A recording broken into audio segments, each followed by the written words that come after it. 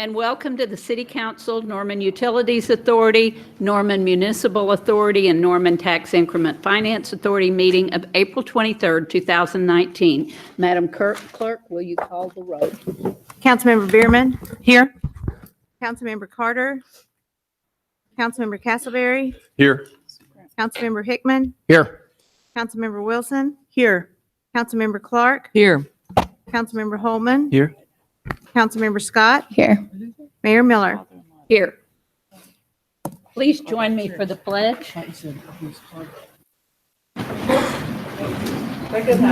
I pledge allegiance to the flag of the United States of America and to the republic for which it stands, one nation, under God, indivisible, with liberty and justice for all. Item number 3 is approval of the City Council, Norman Utilities Authority, Norman Municipal Authority, and Norman Tax Increment Finance Authority minutes of April 9th, 2019. I need a motion to approve the minutes. So second. Motion on the floor is to approve the minutes by a show of hands. All those in favor, raise your right hand. Opposed, same sign. That was unanimous. Item number 4 is a proclamation proclaiming the month of May 2019 as Bike Month and Friday, May 27th, 2019 as Bike to Work Day in the city of Norman. I'll entertain a motion to acknowledge receipt of the proclamation. So moved. Second. All those in favor, raise your right hand. Opposed, same sign. That was unanimous. A proclamation of the mayor of the city of Norman, Oklahoma, proclaiming May as Bike Month and Friday, May 17th as Bike to Work Day in the city of Norman. Whereas for more than a century, the bicycle has been an important part of the lives of most Americans. And whereas today, millions of Americans engage in bicycling because it is viable and environmentally friendly form of transportation. An excellent form of fitness, provides quality recreation, and helps relieve the fiscal strain of high gas prices. And whereas the education of cyclists and motorists as to the proper and safe operation of bicycles is important to ensure the safety and comfort of all users. And whereas the city of Norman continues to update its bicycle plan and bicycle transportation network, including planned bicycle facilities such as those in 14 of the 19 projects approved by voters in the 2019 road bond issue.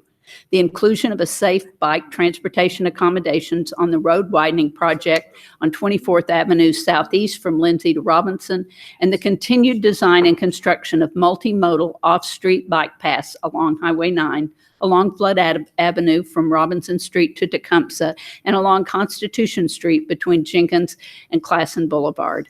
And whereas the city of Norman has been designated by the League of American Bicyclists as an official bicycle-friendly community, and whereas the Norman Bicycle Advisory Committee, the Bicycle League of Norman, the Oklahoma Bicycle Society, and independent cyclists throughout our state are promoting a greater public awareness of bicycle operation and safety education in an effort to reduce accidents, injuries, and fatalities for all.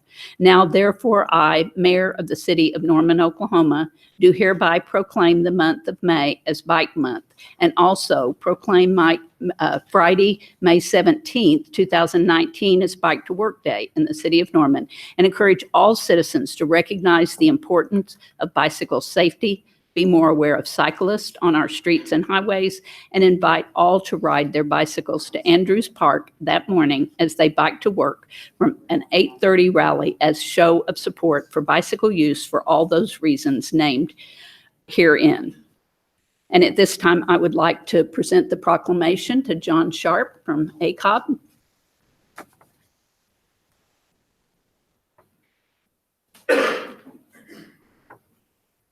Thank you for coming. Absolutely, please. Thank you very much, Mayor and Council. As we've stated earlier, May is Bike Month, so we're getting a little ahead this year. This is the 14th year in Norman that we've had Bike to Work Day, very important. And the whole month in our region is an opportunity for us to get out and ride our bikes and maybe try some trips that we don't normally try, the short trips to the grocery store or to the coffee shop, and try that to stay off the roads from the standpoint of taking one car trip off the road. The Bike to Work Day on May 17th is going to be held at Andrews Park. There are 4 routes coming into Andrews Park from the university, from Griffin Park, from the west side, from Brookhaven, and from Moore Norman Votech. We'll all be meeting there. A number of the bike stores in Norman have been helping us with this for a number of years, and Norman Regional Hospital. And we appreciate the Norman staff for helping so much on this project. It really helps it to be a success. Also, the City of Norman should be commended for the work it's done on acquiring transportation alternative program projects, which are bike ped projects that your city has done a lot of work on. You've been able to garner about $2.8 million to fund about $8 million worth of bike ped projects in your community. And also you have added in bike and ped projects to your main construction projects that you have come to ACOG, or Association of Central Oklahoma Governments, and competed against many other cities to get those funds. So that's to be commended. Also like to add that the Bike Advisory Committee has done a fantastic job working with staff to coordinate what the City of Norman wants to do. Tom Woodfin, I think, is leaving that group fairly soon. He should be obviously thanked for the work that he's done. And like was stated in your proclamation, the City of Norman was one of the few bike-friendly communities in the state of Oklahoma. We'd like to see a few more, and I think the City of Norman leads the way in projecting that image. And lastly, thank you for your bike safety school, your bike skills park. Those are very important, as safety is a high priority, obviously, in the transportation field, and we feel like it's very important here, and we appreciate Norman for the work that they've done on that. Thank you very much. Thank you, John.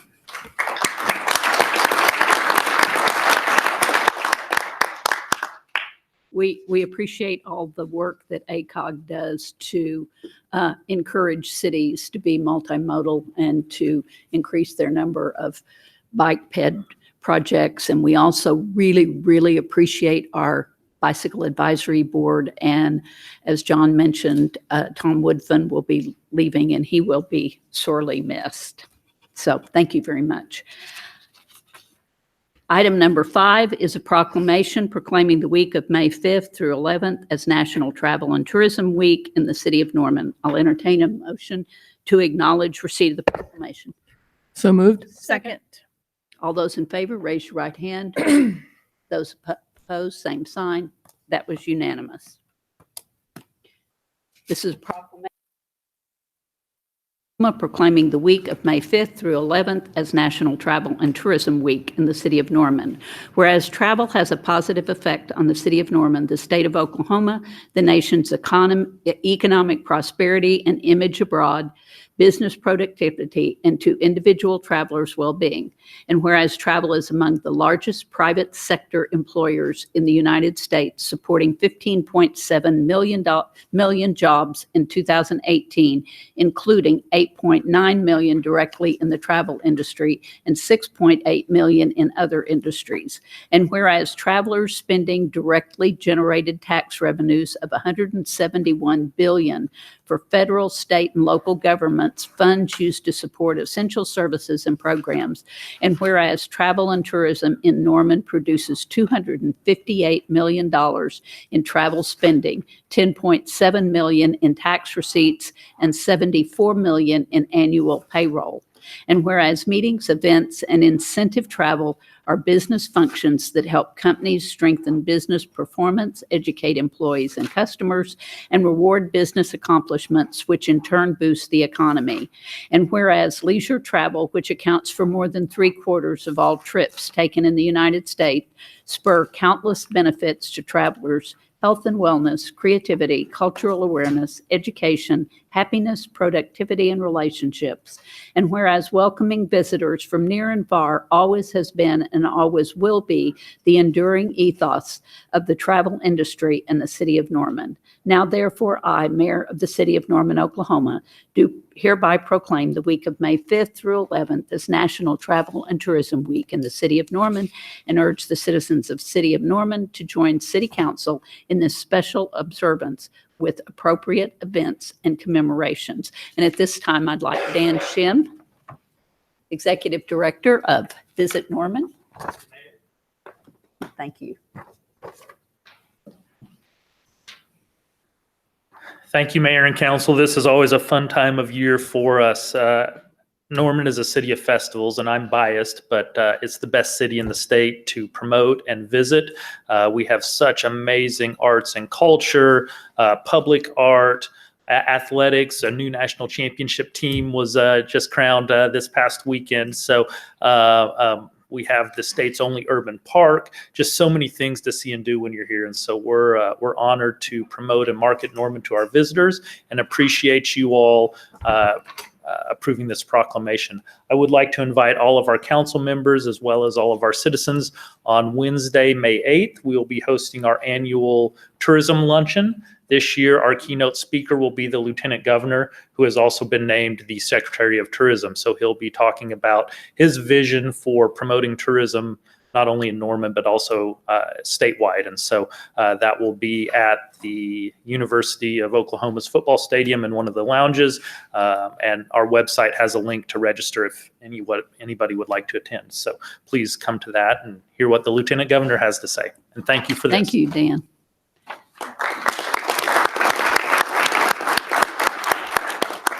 Dan and his staff at Visit Norman have done a wonderful job of promoting our city, and we really appreciate it. As we talk about the budget, these issues of how we attract people to our city to stay and spend money become more and more important. So we appreciate the work that you do. Item number 6 is a proclamation proclaiming the week of May 5th through 11th, 2019 as Small Business Week in the city of Norman. This is a proclamation of, we have to have approval. I'll entertain a motion to acknowledge receipt of the proclamation. Motion to acknowledge. Second. All those in favor, raise your right hand. Opposed, same sign. That was unanimous. Proclamation of the Mayor of the City of Norman, Oklahoma, proclaiming the week of May 5th through May 11th as Small Business Week in the City of Norman. Whereas Americans' progress has been driven by pioneers who think big, take risks, and work hard. And whereas from the storefront shops that anchor Main Street to the high-tech startups that keep America on the cutting edge, small businesses are the backbone of our economy and the cornerstones of our nation's promise. And whereas local business owners and Main Street businesses have energy and a passion for what they do. And whereas when we support small businesses, jobs are created and our community preserves its unique culture. And whereas because this country's 30 million small businesses create nearly 2 out of 3 jobs in our economy, we cannot resolve ourselves to create jobs and spur economic growth in America without discussing ways to support our entrepreneurs.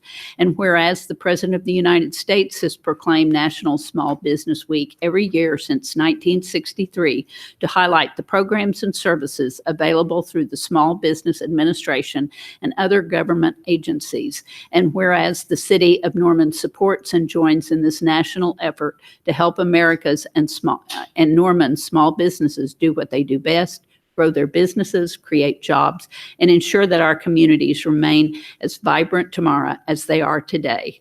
Now, therefore, I, Mayor of the City of Norman, Oklahoma, do hereby proclaim the week of May 5th through May 11th, 2019 as Small Business Week in the City of Norman, Oklahoma, and encourage all Norman citizens to support small businesses and merchants in Norman throughout the year.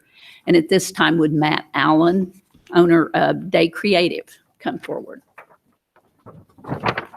Thank you. Do you have a few words? Sure. Okay.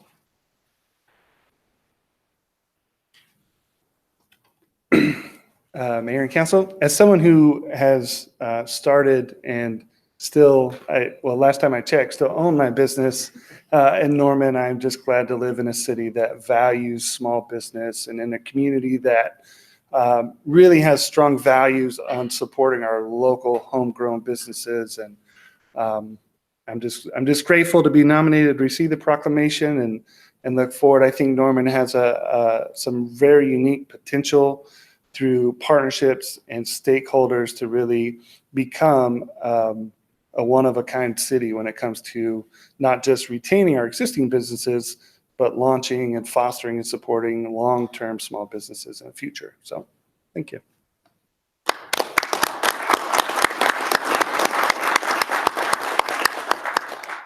Matt, thank you for taking a risk and starting your business in Norman, Oklahoma, and I hope it continues to do well for many, many years.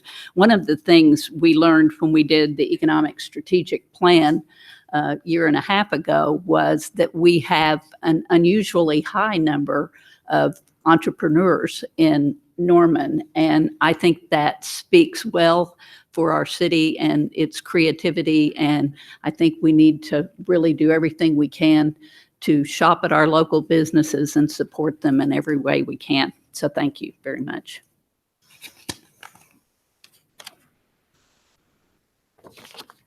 Item number 7 is the consent docket. This item is placed on the agenda so that the City Council, by unanimous consent, can designate those routine agenda items that they wish to be approved or acknowledged by one motion. I need a motion to place items 8 through 25 on the consent docket. So moved. Second. Do I have a second? Second. All those in favor, raise your right hand. Opposed, same sign. That was unanimous. Item number 8 is an ordinance upon first reading, rezoning 405 Park Drive from Center City Form-Based Code to Center City Planned Unit Development. Item number 8 is an ordinance upon first reading, amending Chapter 3, Animal Control, to the Code of the City of Norman related to adequate shelter, the Animal Welfare Center, foster homes, kennel classifications, and adding a definition for service animals. Further amending items related to the administration of animal welfare, including duties of the supervisor and manager, fees, release of impounded animals, sale and disposition of animals, owner relinquishment of dogs and cats, pet licenses, further amending items related to animal cruelty, nuisance animals, and the reporting of found animals, further amending items related to tethering, confinement, prohibition of dogs and cats in certain areas, sale of dogs or cats, interference and provisions related to dog and cat waste, further amending items related to keeping animals other than dogs and cats, the use of animals at festivals, carnivals, and similar events, movement of livestock, and imposing restrictions on the number of large reptiles allowed, and further amending items related to prohibited dangerous animals, animal bites, confinement, impoundment, and hearing and adjudication. Item 10 is mayor's appointment of Paula Price, William Wilson, and Ted Smith to the Development Oversight Committee for the District Number 2, for TIF District Number 2, Tammy Vaughn and Richard Bailey to the Norman Forward Senior Citizen Ad Hoc Advisory Group, and Katie Cruz Long, Ann Gallagher, Bianca Gordon, George Ingalls, and James Wilkins to the Ward 6 Candidate Selection Committee. Item 11 is the submission of the Finance Director's Investment Report as of March 31st, 2019. Item 12 is submission of the monthly departmental reports for the month of March 2019. Item 13 is submission of the Norman Convention and Visitors Bureau FYE 2019 semi-annual report through December 31st, 2018. Item 14 is Norman Rural Certificate of Survey for Stella Hills Estates and a variance in the private road width from 20 feet to 12 feet, and acceptance of an easement located at the northeast corner of 144th Avenue Northeast and Indian Hills Road. Item 15 is a certificate of plat correction for Bellatona Addition, Section 1, Lots 5 and 6, Block 1. Item 16, acceptance of bid, approval of a contract with SAC Services in the amount of $1,059,440 and the associated bonds for the urban concrete pavement repair project and adoption of a project agent resolution granting tax exempt status. Item 17 is acceptance of a bid, approval of a contract with Silver Star Construction in the amount of $1,309,150 and the associated bonds for the urban asphalt pavement repair capital improvement project, Project 1, and adoption of a project agent resolution granting tax exempt status. Item 18 is acceptance of a bid, approval of a contract with Silver Star Construction in the amount of $1,419,627.50 and the associated bonds for the asphalt pavement repair capital improvement project, Project 2, and adoption of a project agent resolution granting tax exempt status. Item 19 is acceptance of a bid, approval of a contract with Parathon Construction in the amount of $360,380 and the associated bonds for the street maintenance bond reconstruction project from the 2700 block of Walnut Road to Imhoff Road and adoption of a project agent resolution granting tax exempt status. Item 20 is declaration of a surplus and/or obsolete equipment and materials and authorizing the sale or disposal thereof. Item 21, submission of the Certified Local Governments Program 2019-20 application for funding in the amount of $12,250 to be submitted to the Oklahoma State Historic Preservation Office. Item 22, authorization to execute addendum A to Consent Order 13-077 from the Oklahoma Department of Environmental Quality for the Norman Water Reclamation Facility permit. Item 23 is a contract with Olson in the amount of $37,033 to provide preliminary design services for the Water Reclamation Facility septage receiving facility.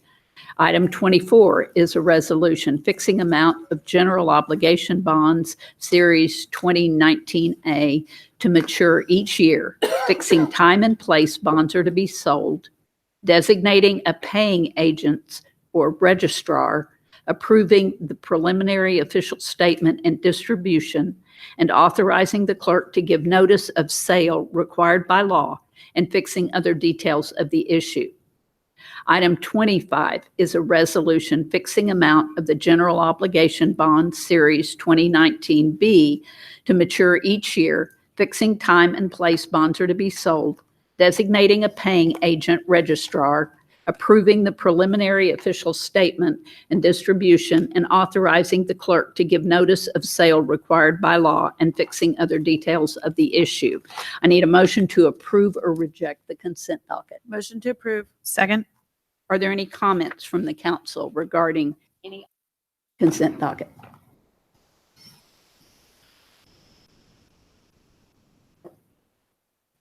Really? Okay. The motion on the floor is to approve the consent docket. Council members, you may cast your vote.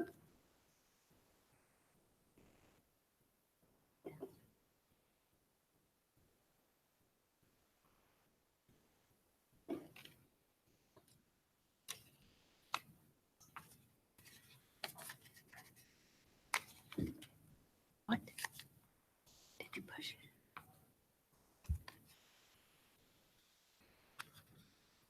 Is everybody voting? Huh? Stephen. Councilmember Holman.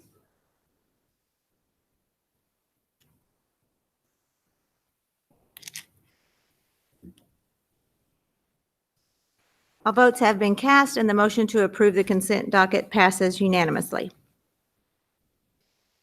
With concurrence of council, I would like to move item 26A, which is the executive session after our miscellaneous discussion.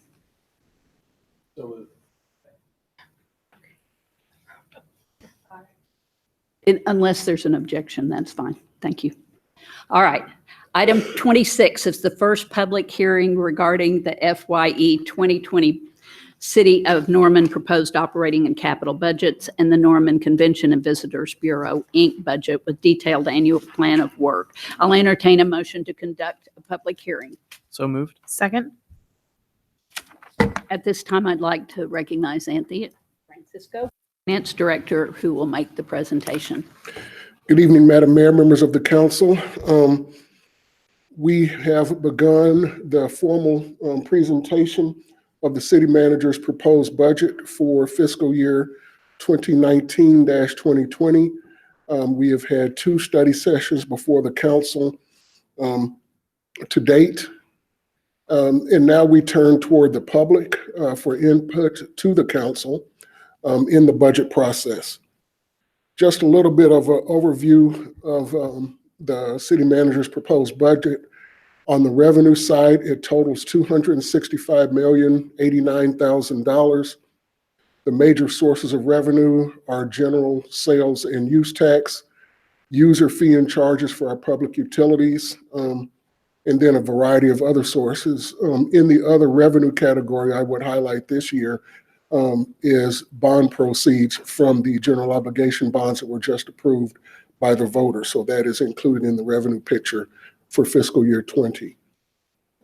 On the expenditure side, the major areas of expenditure are for those services to the public, for the utility enterprises, for public safety, police and fire, for park development and park maintenance, and for public works. Those are the major areas of expenditure in our budget, as well as for capital projects that are funded by those bonds and from the capital portion of the sales tax.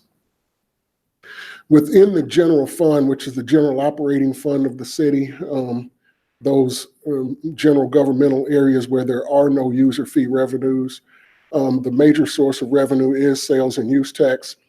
And I would point out to the council and the public that this pie chart, this revenue picture, is extremely different in Norman and in Oklahoma cities than it would be any place else in the country.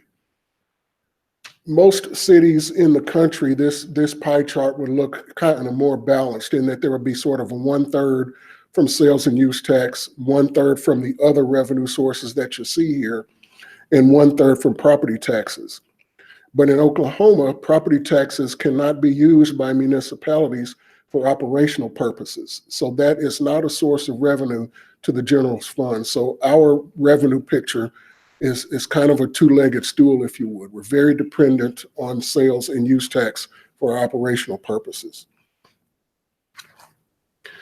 On the expenditure side in the general fund, again, the areas of expenditure are what you might expect. The major areas of that pie are for police and fire protection, public works, and then the smaller pies related to parks, to planning, to finance, and those other areas of general services.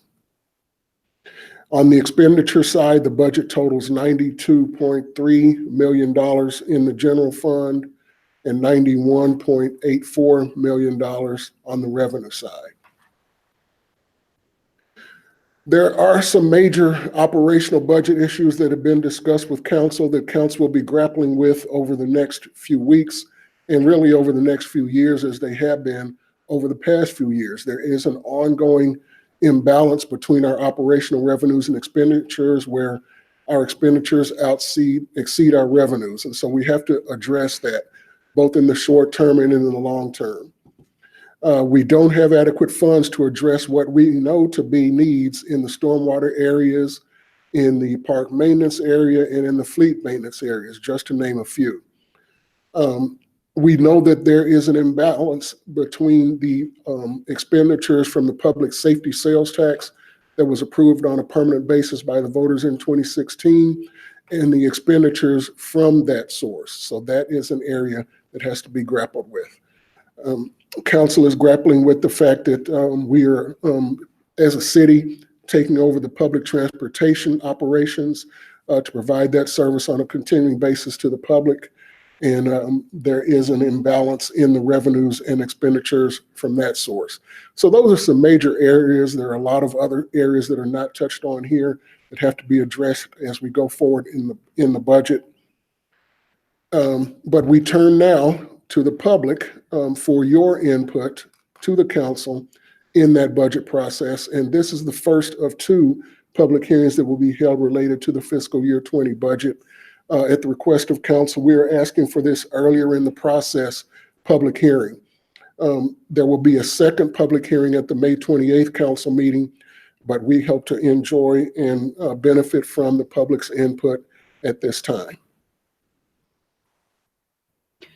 Okay, this is an opportunity for members of the public to make comments regarding the budget. Are there any public comments? Yes, ma'am.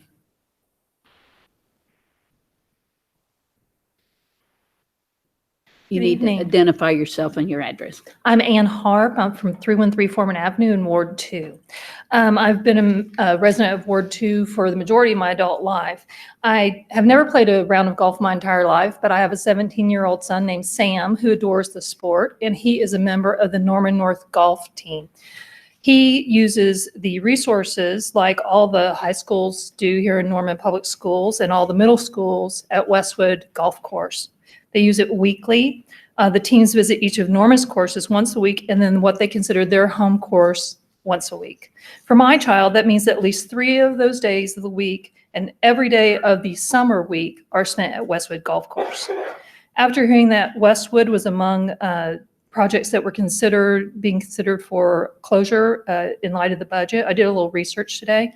As a family, we pay $600 a year for an under 18 junior membership at Westwood for a year-round membership.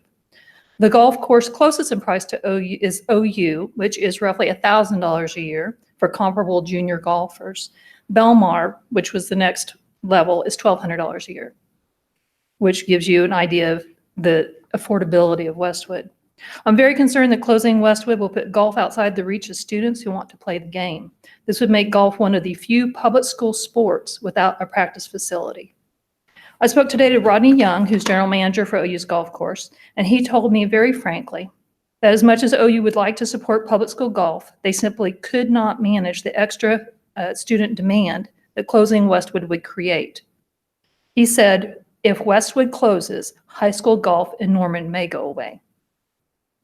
I ask that you please consider his words and work to consider other measures that would help to balance the cost of Westwood, such as increasing the fee structure in balance with its offerings, monetizing golf at Westwood through creative marketing and special events, or other revenue resources that might help. Thank you very much for your time. Thank you.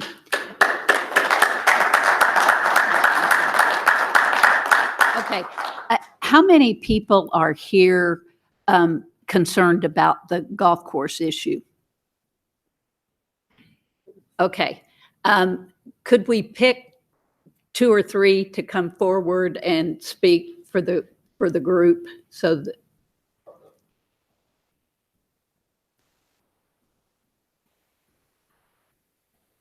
Thank you, Madam Mayor, Council. Robert O. Smith, 332 Baker Street, Ward 3.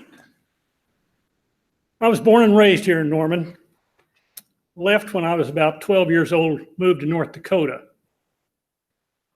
Came back to the university as on a golf scholarship, played golf here. Spent 2 years in the Army, came back here, taught at Norman High. Became a golf professional in 1968. I've been a golf professional for 50 years. 20 years as a club professional, 20 years as an LPGA Tour official and manager of rules and competition for the LPGA Tour. I've seen a lot of golf courses all over the world. I feel like that Norman has one public golf course, and you got a population of 115,000 or so. I can tell you of a town that's 75,000 that has 2 18-hole golf courses and a 9-hole golf course, and they beat them away with a stick to play golf up there.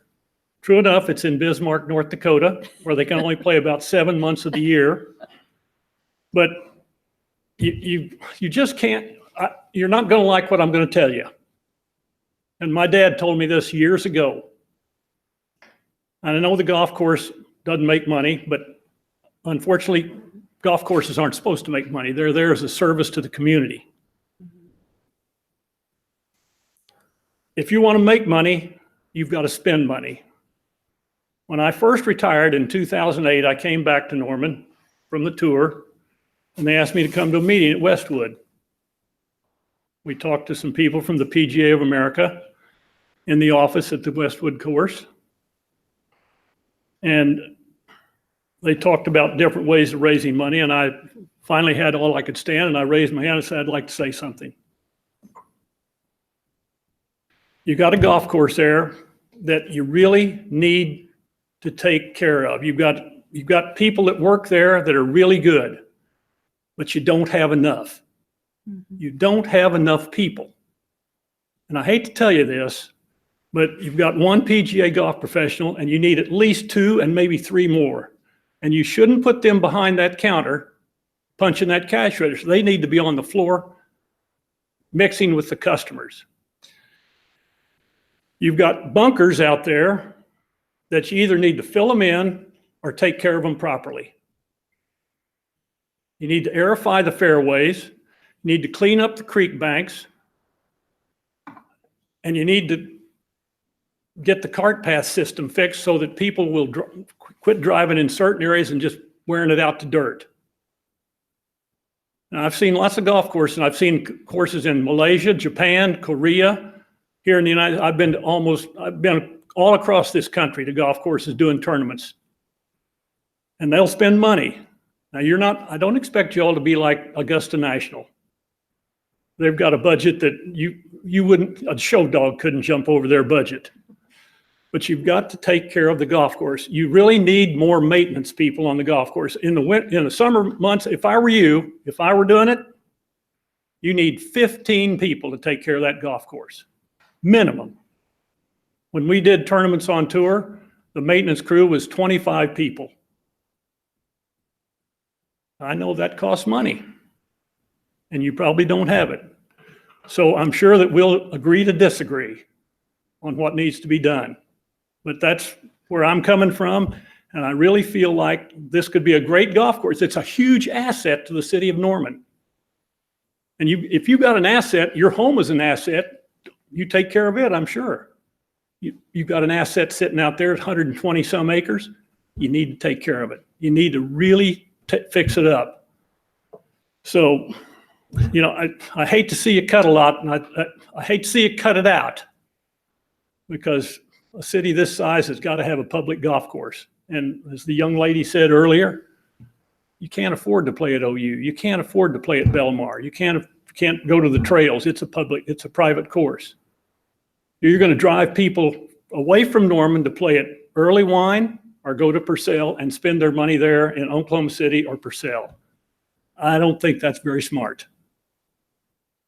I appreciate the time. Thank you for letting me talk to you.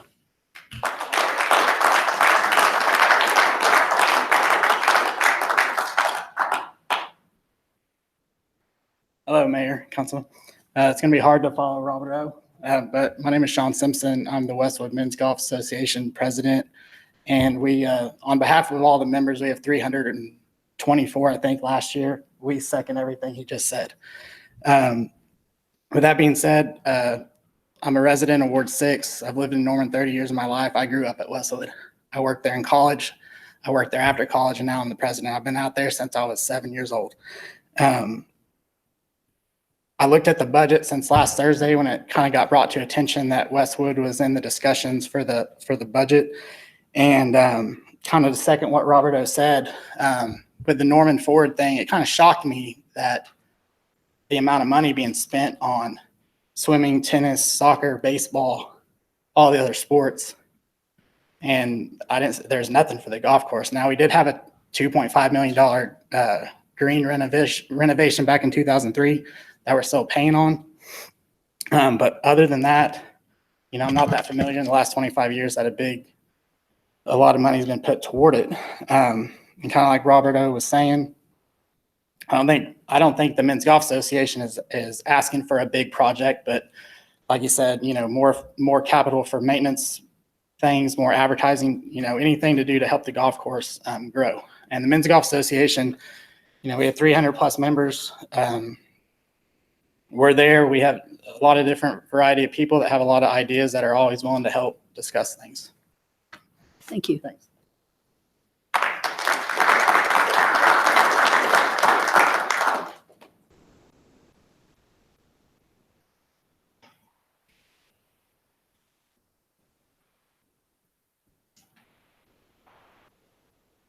I'm Nancy Yock. I live at 617 Oak Mulgee Street. I'm in Ward 4.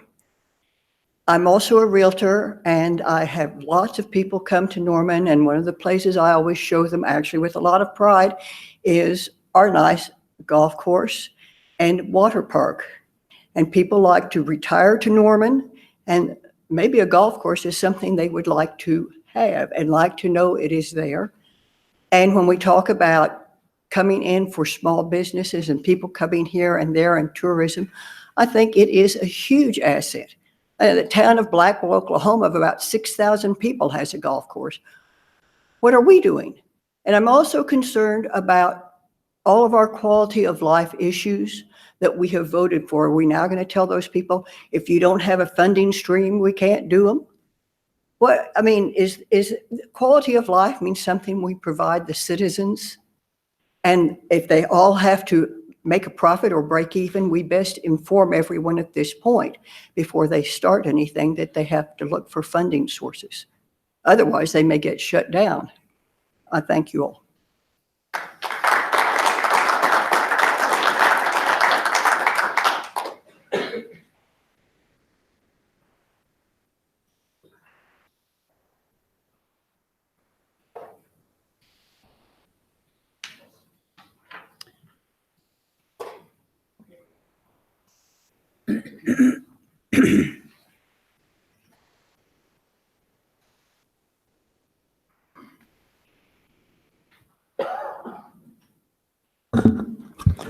Roger Gallagher, 2513 Woodsong in Ward 6.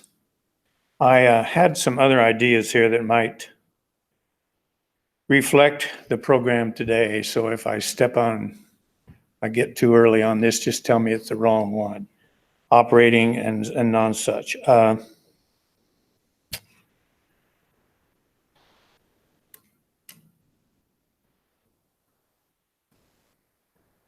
One thing that we see continually here with the budget that sort of mystifies me, maybe I haven't studied it that much, but every time there are projects going along, we see a lot of change orders. And my very good friend who was a commercial CPA in 23 years in Dallas said there's a cartoon that he had in his office wall.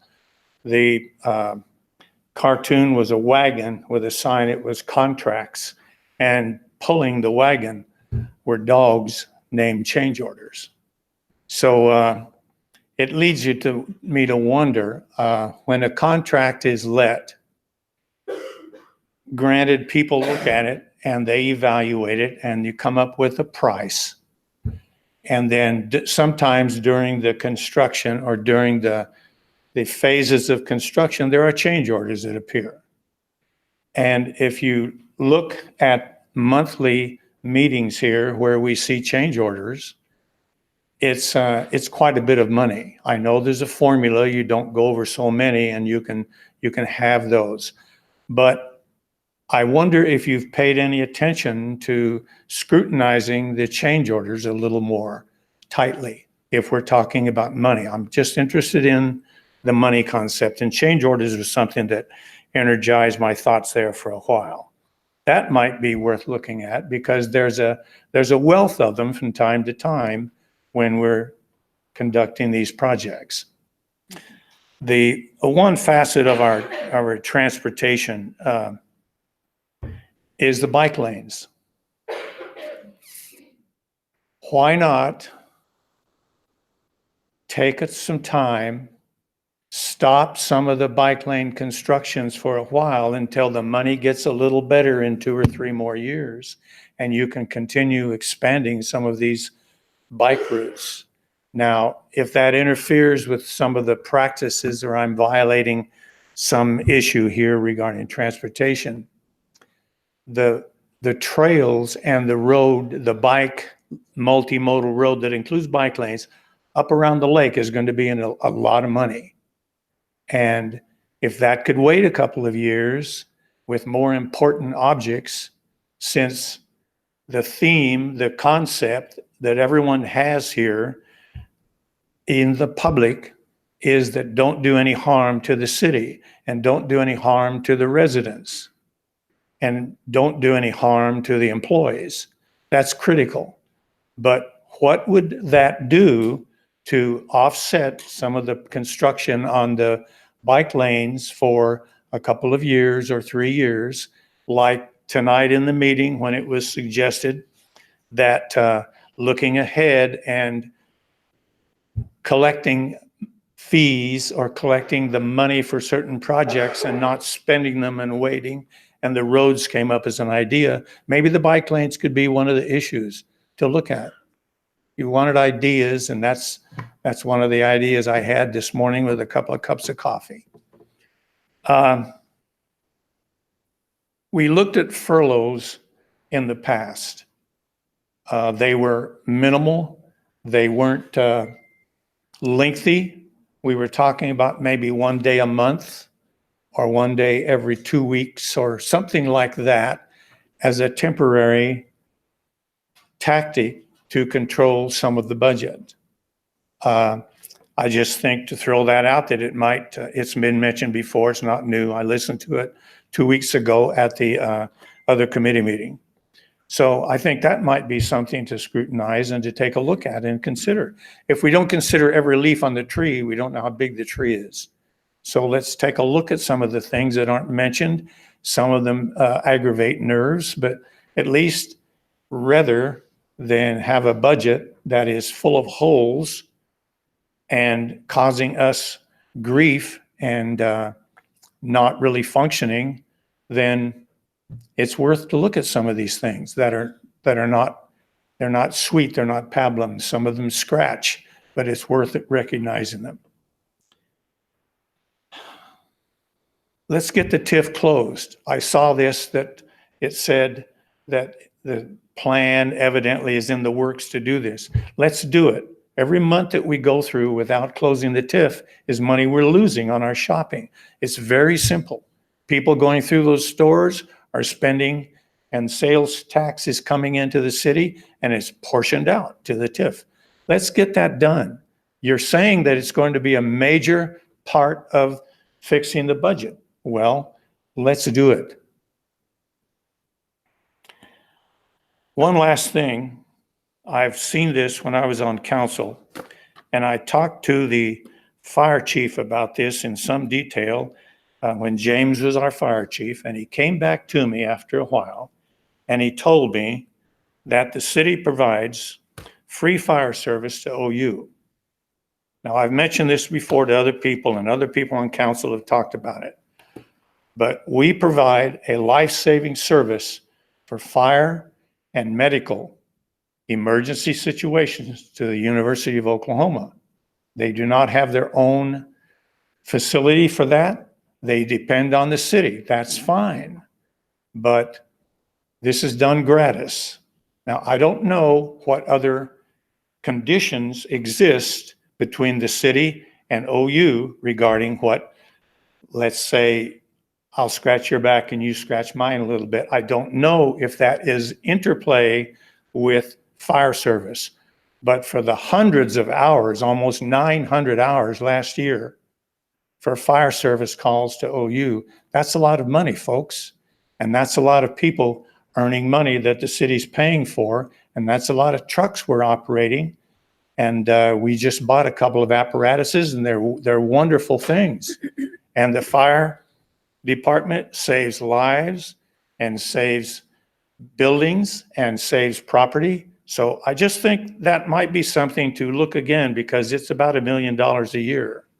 We need $1 million a year would close a considerable sore with a nice big Band-Aid.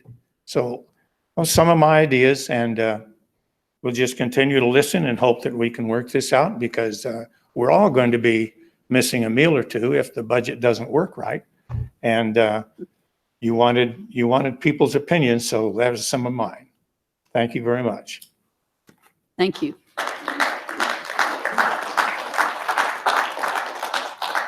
We appreciate comments. Oh, okay.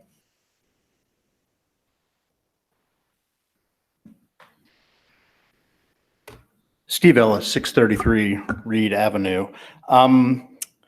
So Norman is having some budget trouble right now, in large part because we've been tying up our money in multi-year projects that in retrospect don't necessarily seem like they were the highest priority things. So I'm thinking here about the Norman Forward projects, which limit some of our revenue options right now, since there is some upper limit to the amount of sales tax that we can collect, and we're collecting it for a special purpose, not for general purposes, and also adds continuing costs to the general fund. I'm thinking about things like the UNP TIF, which again diverts things from potential general purpose funds into particular funds that don't seem like they're the highest priority right now. So part of our issue has to do with sort of flexibility. So the long-term solution to that is obviously to not embark on projects like that in the future until we're sure about what their sort of out-year budget implications are. And I don't think we've been particularly careful about that. I think we probably will be a lot more careful about that now, given that we're in sort of the budget situation that we're in. But what we can't do is have future programs like the PSST, which we plan to pay for with a specific dedicated sales tax. And now we've just dumped those obligations into the general fund because the sales tax isn't raising enough money. I mean, we've got to be really careful about those sorts of things. But that's sort of the long term, right? I mean, just better budgeting in the future. The thing that we need to worry about tonight is the $1.3 million gap between sort of expected fiscal year 2020 revenue and expected fiscal year 2020 expenditures. I want to make two suggestions. One of them is pretty banal, but I'm going to make it anyway. The capital fund right now the capital budget is a lot more flexible than the general fund right now. And it seems to me that we do a pretty decent job of making sure that we make inter-fund transfers to the general fund when we buy capital goods. But I just don't know, and maybe someone could address this, whether or not we're doing all that we can there. The way I understand just from looking over our code is that, at least for the parks, anything that lasts more than a year and costs more than $250 counts as a capital expenditure. Are we getting pretty much everything out of the general fund that has those characteristics onto the capital budget, or using an inter-fund transfer from the capital budget? I mean, that's one place to sort of look for some pennies in the couch. The second thing that I want to suggest, though, is actually a lot more radical, and I don't expect this to be popular, but I do think it's something that needs to be mentioned. We can kill two birds with one stone, both in terms of making better financial decisions in the future and saving some money this coming year, if we decide to get out of the economic development business. One of the major reasons why we've been making these long-term expenditures is in an attempt to create more economic development. I would suggest to you that that hasn't worked very well. It almost never works. That's what the evidence suggests. But we spend a fair amount of money per year for it. So last year we spent, I wrote it down here, $340,000 on retail and development services just in the general fund, out of the city manager's budget. We spend $250,000 per year to belong to the NEDC. And then there are lots of our legal funds and other funds that we have expenditures on. So things like we do studies and stuff in order to make economic development decisions. We don't have to do that. We don't need to have, what I'm suggesting here is getting rid of the development coordinator and the retail marketing coordinator and moving ourselves just out of the business of trying to do economic development programs the way that we do, because it doesn't work. I mean, we know what the evidence says about it not working. So my suggestion, again, fairly radical, is that if we get out of one line of business, including getting out of the NEDC, we could solve our budget problem next year. You know, there's probably not the constituency for that right now, but know that we don't have to be in the trouble that we're in.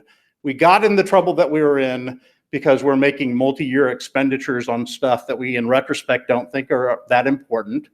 And we continue to do the same thing by our expenditures on economic development. So we could stop. Thank you.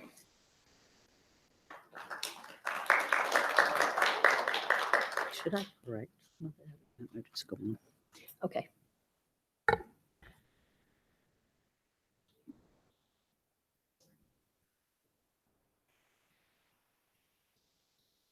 Good evening. My name's John Fraser. I hadn't planned on speaking tonight. I live at 6055 108th Avenue Northeast, and I'd like to talk to you about bringing a lot of tourism money, tax money, and any kind of money we can into Norman, Oklahoma. I'm in negotiations with a major company, High Times Magazine, and they want to hold the first Cannabis Cup in Oklahoma. I live in Norman. I love Norman. If we can get the Cannabis Cup in Norman, I suggested Norman, Oklahoma to them. We would have the first Cannabis Cup, and it would be the start of a Cannabis Cup every year. Now, if we want to talk about tourism and tax dollars, imagine filling every hotel room in Norman, Moore, and Oklahoma City with people coming up for this Cannabis Cup. Right now, we've got 100,000 patients, medical patients in Oklahoma. They would all want to come to this.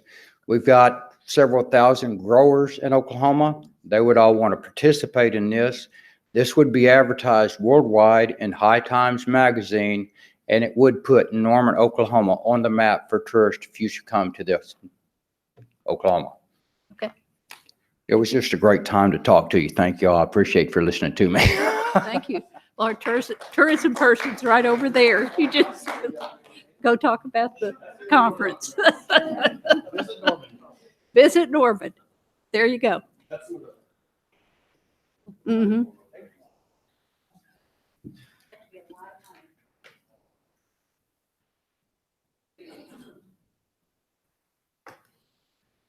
Oliver Brockis, 1228 Leslie Lane, Ward 6.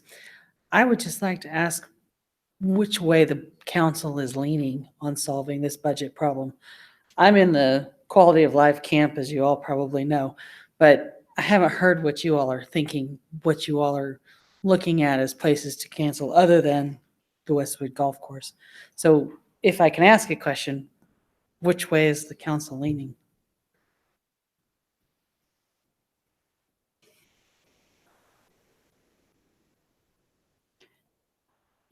The answer to that is a very long answer. So just because the Westwood Golf Course has been mentioned, that was just one thing that was mentioned out of many, many different things. We're looking at capital expenditures. We're looking at positions. We're looking at everything.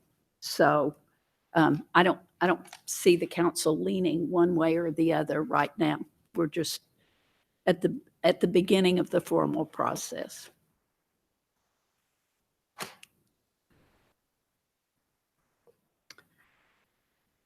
Are there any final comments from council regarding this item? What? Oh, Councilmember Hickman. Oops. I had two thoughts that came to mind after hearing some of the comments tonight. And I just want to kind of share this with the city manager and staff, maybe to investigate and maybe further discuss it with council. We do have a problem with the PSST fund. If I understand correctly, we're expecting it to be about $2 million in the negative this upcoming fiscal year. Is that right? And we have not, that does not include having staffed all of the approved and authorized positions. And so I assume it's possible to take that back to the people for a vote to increase that sales tax amount for the PSST and, tell them the facts, the truth, that it's not raising enough money for these positions. And it's, a part of this budget solution. I don't know if the people would vote for it, but it is for public safety. It is, important positions. And I think it's a potential, if it's if it's $2.5 million now, and we don't have all the positions funded, that number is only going to get bigger.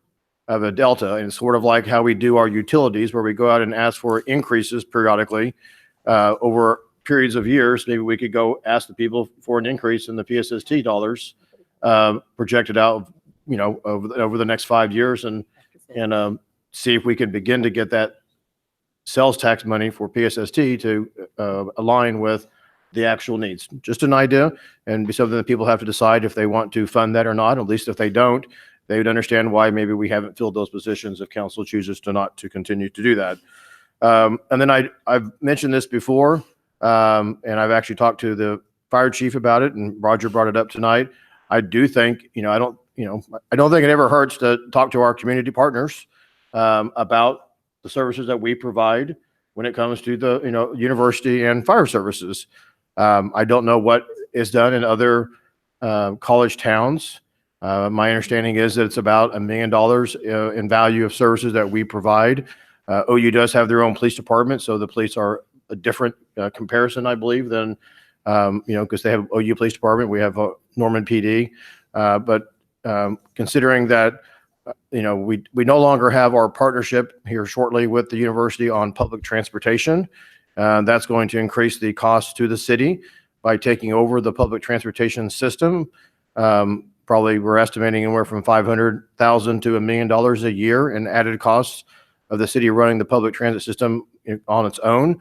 I think it's a reasonable opportunity to have the conversation with the university about the value of the fire services that we provide, because that potentially could be a net wash from a budget standpoint, but it will help us in how we're trying to come up with the funds to continue to provide the level of public transit service that we're having right now and that we're having to absorb with the changes the university are making. So this is changing times, I guess is what I would say, and renegotiating times with the university. And it seems to me that when you're in negotiation, we put our cards on the table as well. Worst they can say is no, and then at least we know. Okay, Mrs. Mott, I'm going to let you come on up. Because no one else stood up, I thought we were done with public, and I went to the council. I will let you speak. And I will be very brief. Okay, and then that's the end of public discussion because no one else got up.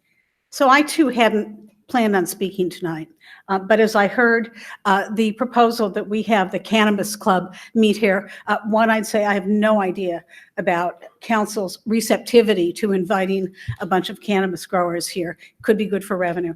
There's been a Facebook discussion in the last several days on taxing cannabis, and I do believe it is legal. So I'm legally comfortable with imposing a 1% tax on cannabis, and that could bring in more revenue. Now, people say, I'm too poor, it's already so expensive, and I suggested Sooner Care, and they said, no, Sooner Care won't fund it. I don't know if we can explore other options on having it funded for the poor people. Thank you.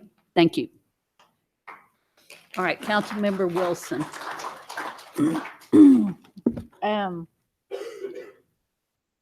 These books, this is my social life right now, and every one of those blue sticky notes is something I think might need to be cut. So when you're looking at Westwood golf course getting cut, I mean, there's just a ton of things in there. It's just a discussion. It's just a question. It's like who uses it. So I guess my point is, I appreciate you guys coming out. I appreciate the stories. I appreciate knowing who uses the golf course and how it's used. I don't personally use it, so this is valuable information to me. I value the emails that I get regarding every whisper that goes out and comes back to me that this, oh my gosh, they're going to do this. The bike people are going to get me next week, because I agree that the bike lanes should be slowed down. I agree that we should try to find some revenue sources that maybe include cannabis, and we need more revenue and less expenses, just like everybody's household. And I think that this whole council is being very prudent in that. I agree with Councilmember Hickman and Mr. Gallagher that we need to look at our expenses in the fire services area and how that's presented with OU and what kinds of things we get in return from OU for that. I think that there was a couple of capital projects on here that I didn't agree with. And so it's going to be a long couple of weeks for me. I'm glad you guys all showed up, though. Councilmember Castleberry. Just a couple things. I appreciate everybody coming out, and to kind of answer your question, in no way will I vote for any type of budget to any type of cuts to Westwood Golf Course. So to me, that's off the table. I'm not, and I agree. I think it's an asset. I think it's something we should actually be investing in. And I know in the Norman Forward 2 talks, part of the renovation of the golf course was in there. Probably should have been in Norman Forward 1, but the Canadian trail thing replaced it. I want to put a little perspective on the budget here. I've been on council 7 years now, so I voted on 6 budgets. I've never voted for a budget that wasn't balanced. I'm not going to start now. Last year, audited numbers, we came in $1.2 million under budget. So the myth that we lose money every single year is just not true. We can spend less than we take in. We have done it. We did it last year. We are currently running about $500,000 short this year, even though we budgeted more than that. So in the $1.3 million budgeted loss that we have, $875,000 of that is a reserve. Money we just set aside in case we have a natural disaster. Now, we've ended up using that several years, but usually if it's something big, it's going to be a national disaster that we get FEMA money from. So this is really more for smaller things, the windstorms, the ice storms, those type of things. So if you take that out, we're really only $430,000 short of having a balanced budget. Now, let me clarify. I know that as long as we have a positive fund balance, we legally have a balanced budget. Okay, so please don't lecture me on what a balanced budget is. I know we have a balanced budget. I am talking about a balanced budget like you talk about at your household, where your expenses equal your revenue, not dipping into your savings account. So when I talk about a balanced budget, I'm talking about year over year. But we actually had, again, $1.3 million of savings from last year. So if you said, okay, this is a timing difference, let's just carry that over to this year, we don't have to cut anything. Now, our reserves would have stayed the same as they were last year. So I think all these draconian, drastic cuts that we're looking at are not necessarily something we have to look at. It's not, now, out years, no question, we got problems. But I think this year, it may not be the year that we do all these drastic cuts on there. Now, also in the budget, we don't have the 2% across the board cuts that we've had in the past years, which is 1.6 million. And we cut those and we still came out ahead. So I think if we just kind of sharpen our pencil a little bit and get some more in there, I think we can actually probably operate at the same level of expenditures that we have for the past year. Guess what? We didn't get a raise. We got 2% raise in our revenue, but we also got a 4% increase in our expenses. Now, I am in no way talking about cutting personnel or cutting salaries or anything. But at some point in time, and I think it's in the very near future, we have to address the systematic problem of we have union contracts with the majority of our employees that have a 4% annual raise. Merit raise, not a cost of living. I don't know how many people in the private sector get 4% for hitting their annual work date. So I think part of this is we're going to have to sit down with the unions and talk to them and see what we can work out. And I know those are tough talks. Nobody likes to do it. We have great people that work for the city of Norman. We have great police, fire. I fully support police and fire. It's a tough conversation. We're lean. We don't have a lot of excess people. In fact, if you look at the budget here, there's 20 to 30 positions that need to be filled. And there are a couple of positions that I am going to support hiring. One of them is a cybersecurity officer. One of them is an HVAC back. Yes. Okay, we have one person that manages all the heat and air in all the buildings in Norman. One person. 850 units, one guy. Maybe it's a gal, I don't know. Fleet person. One. Mechanic. That can't be done. Cybersecurity is a big deal. Think of all the attacks that we get. We have all the citizens in Norman, for the most part, all the citizens in Norman's banking information, your utility information, your social security number. We have all that stuff. We cannot get hacked. So to me, that's a vital thing that we have to look at. So, and I know I've harped on this since the day I came on council, that we've got some budget problems and they're coming, and they're here. But from my standpoint, Westwood is a quality of life issue, and I have no desire to cut it whatsoever, because I think it sends a message. And I think maybe Nancy talked about this. If we're going to look at everything that the city of Norman does as a profit center, then we won't have a pool.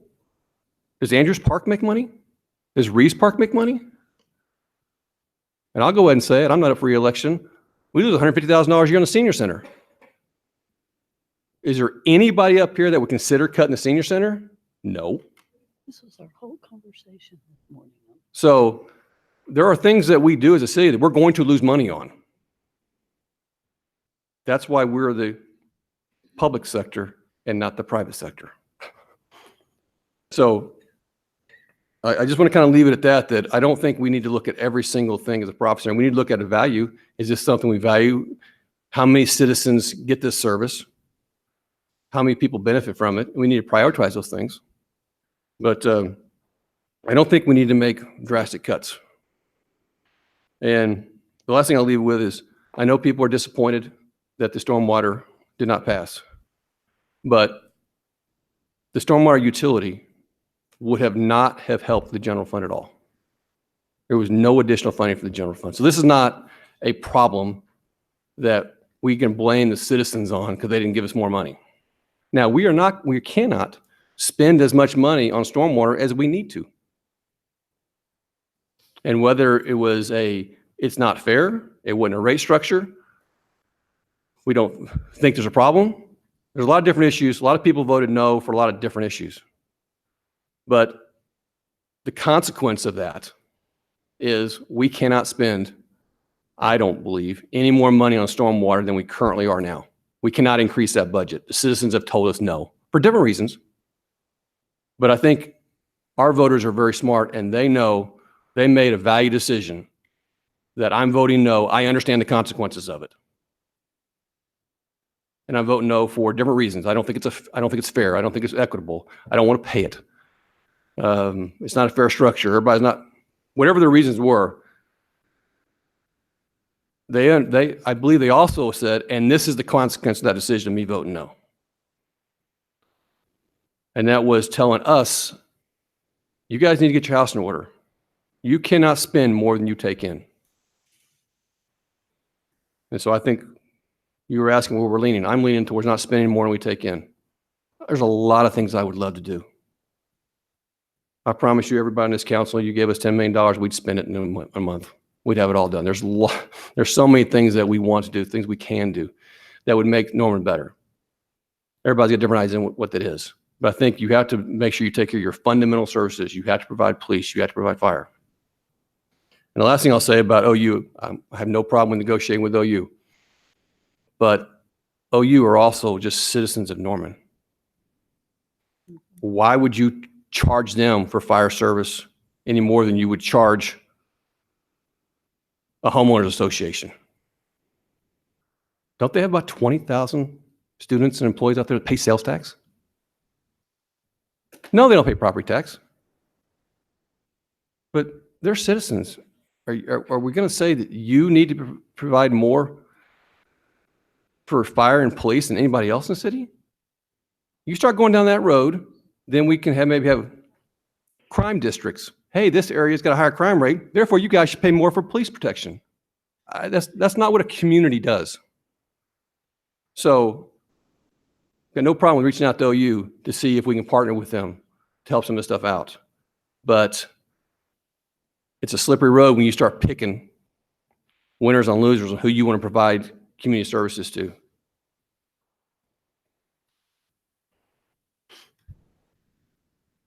Councilmember Scott. Thank you all for coming out tonight and expressing your concerns and opinions on our budget issues, which we have some issues, especially in the long term. If it were solely up to me, we wouldn't make cuts. We would find some other way to raise revenues. It's not solely up to me. There are others of us up here. But that is what I would prefer to do. If that means raising fees where we can, then that's what we're going to look at, because I don't want to make cuts to our quality of life projects. You know, I'm also in the quality of life camp. I believe that water quality is a quality of life issue.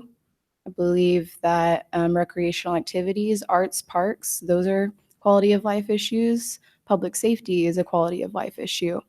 The reality is that we're looking at making cuts, and those cuts are going to come from somewhere. So somebody's not going to be happy, and probably a lot of people, maybe in this room, who aren't going to be very happy with us. Very much looking forward to hopefully hosting the Cannabis Cup here. I think that would bring a lot of sales tax revenue.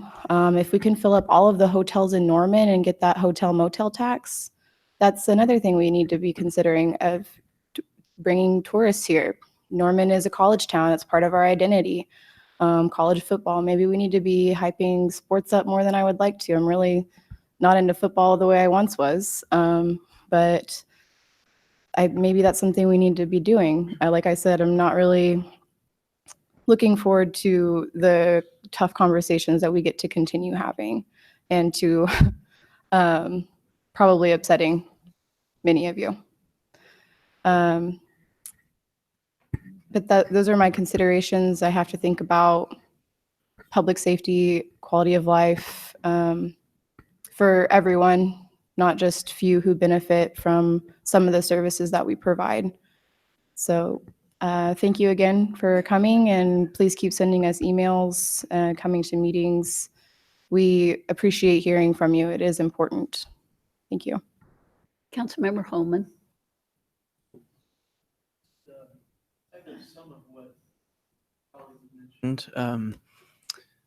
I'm from Norman. I grew up here. I've been on the council for almost 7 years, or almost 6 years. And I say it pretty much every time around budget meeting times, that I've never really had anybody from the public come and say they wanted less stuff or less services, or they wanted the city to provide less quality service. There's always a more demand for service in Norman, and I suspect pretty much everywhere.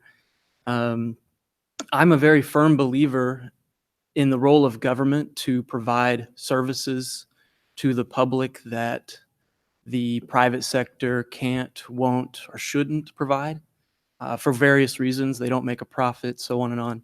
I believe the government's role is to provide services to the public needs or wants, even if those services do not make a profit. We're not here to make a profit. And Westwood, in my opinion, the whole complex, the pool, the tennis, the golf course, is a great amenity for Norman. And it's unique. There aren't very many, as has been mentioned, there aren't very many places that have public golf courses anymore. And it was built, I think, when my dad was a kid. And so he grew up, hanging out there and going to the pool and everything, just like I did. And from my perspective, I don't want to cut anything. As Councilmember Castleberry mentioned, we all have a book of projects that we would like to fund. There's all kinds of services that we would like to fund that we don't even have in Norman right now, that other cities do, that we think are really great and cool, but we can't do it in Norman because we don't have the funding. We've got, as mentioned, upwards of 20 positions throughout the whole city in various departments that are really needed. There have been different departments in the city that have been asking for certain positions for upwards of a decade. You know, every year they just put it back on there and say, we need it. So, you know, maybe this year the council will be able to do it. So there's lots of things that we want to fund. Me personally, my priorities are stormwater, number one. I think flooding and water quality are the number one issues for Norman. I think those are the number one issues for any community. To me, without quality water, there isn't really nothing else. There's no economic act. There's no city. There's no community here if you don't have quality water. And if you're flooding, you're not going to have business activity. Nobody's going to want to move here. Nobody's going to want to move their business here. So, and you're going to spend a lot of money trying to fix up everything after it gets damaged in flooding events. So, the other priority for me is transportation. I grew up riding cart. I grew up on the east side of Norman. I was raised by a single parent. Cart is the primary way that I got to school a lot of times. And there's a lot of people in our community that rely on that existing system, as imperfect as it is.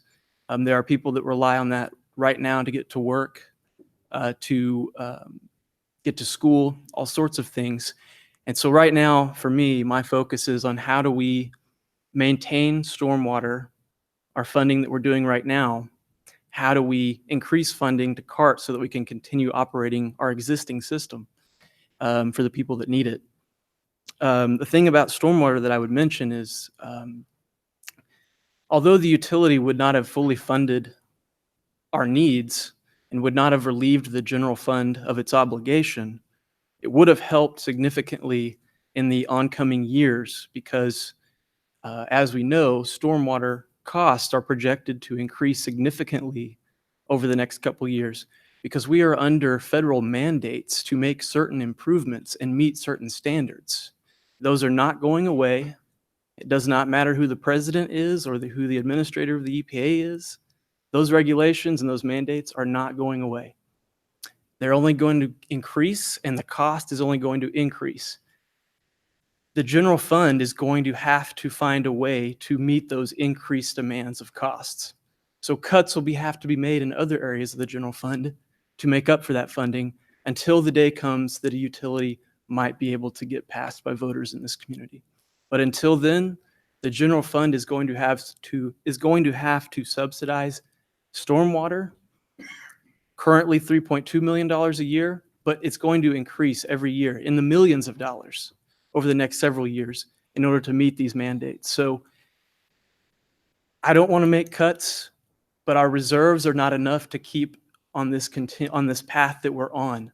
So we could avoid cuts this year and next year, but what about 3 years from now? We won't have reserves to cushion us anymore, and then we'll have to make really severe and painful cuts then. I want to avoid that, and I can't hope that sales tax might just improve magically. Maybe everybody will just start spending more. I doubt that. Minimum wage has been the same in Oklahoma for over a decade. So I don't see people going out and just all of a sudden having more money to go spend. Myself, I'm going to have to pay taxes for the first time ever this year. My federal taxes, first time ever I'm having to pay in.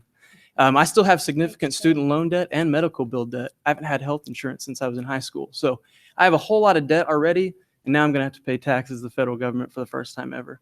So I don't know. I'm going to have to not spend my money on other stuff, other leisure, fun stuff in Norman now because I got to do that. So this is a really tough thing for us to make. Again, none of us want to cut anything. And we're going to spend the next couple months trying to figure out how we can make the best out of what we have right now and plan so that future councils in the community won't be in this situation. Thank you all for coming here and letting us know what you think. Councilmember Bierman. Well, we are just a well of optimism up here tonight, aren't we? And so I will echo everything that everyone has said. I appreciate everyone coming down and giving us their thoughts. Everything is on the table.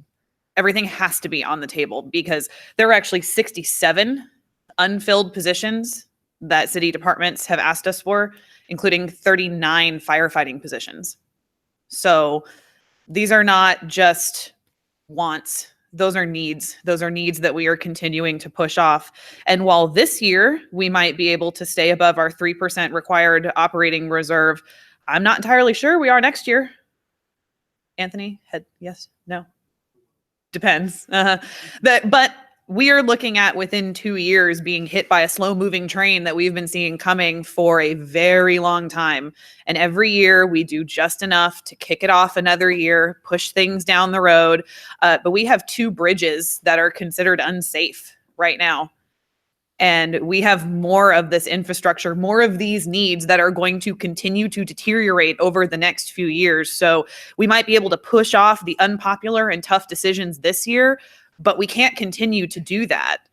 So we need to have a discussion, and everything needs to be on the table, because as you've seen in the pie charts of our general fund, 52% is police and fire. 72% is police, fire, and public works. We have the leanest staff of a city of our size of any of our comparable sister cities.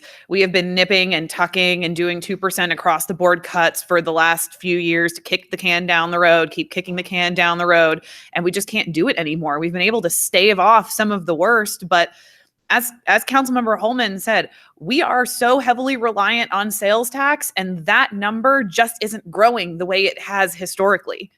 We can try and get creative and bring things like the Cannabis Cup, which I think will be excellent for Norman. But people only have so much money to spend. And we can't, I mean, if someone knows where the magic money tree is, please let us know, because we will gladly take some of that. So if it's not going to be this year, it's going to be next year. And so we have to keep everything on the table and talk about everything, because we need to consider where our money is going and what our priorities are. My priorities are stormwater and CART, because I have a ward that is entirely underserved by CART with some of the biggest need. It's not just people wanting to get to work or to get to school. It's also individuals with disabilities who now don't have the access to get to their medical appointments. Hopefully they're in Norman because they don't have any way to get to a specialist appointment in Oklahoma City.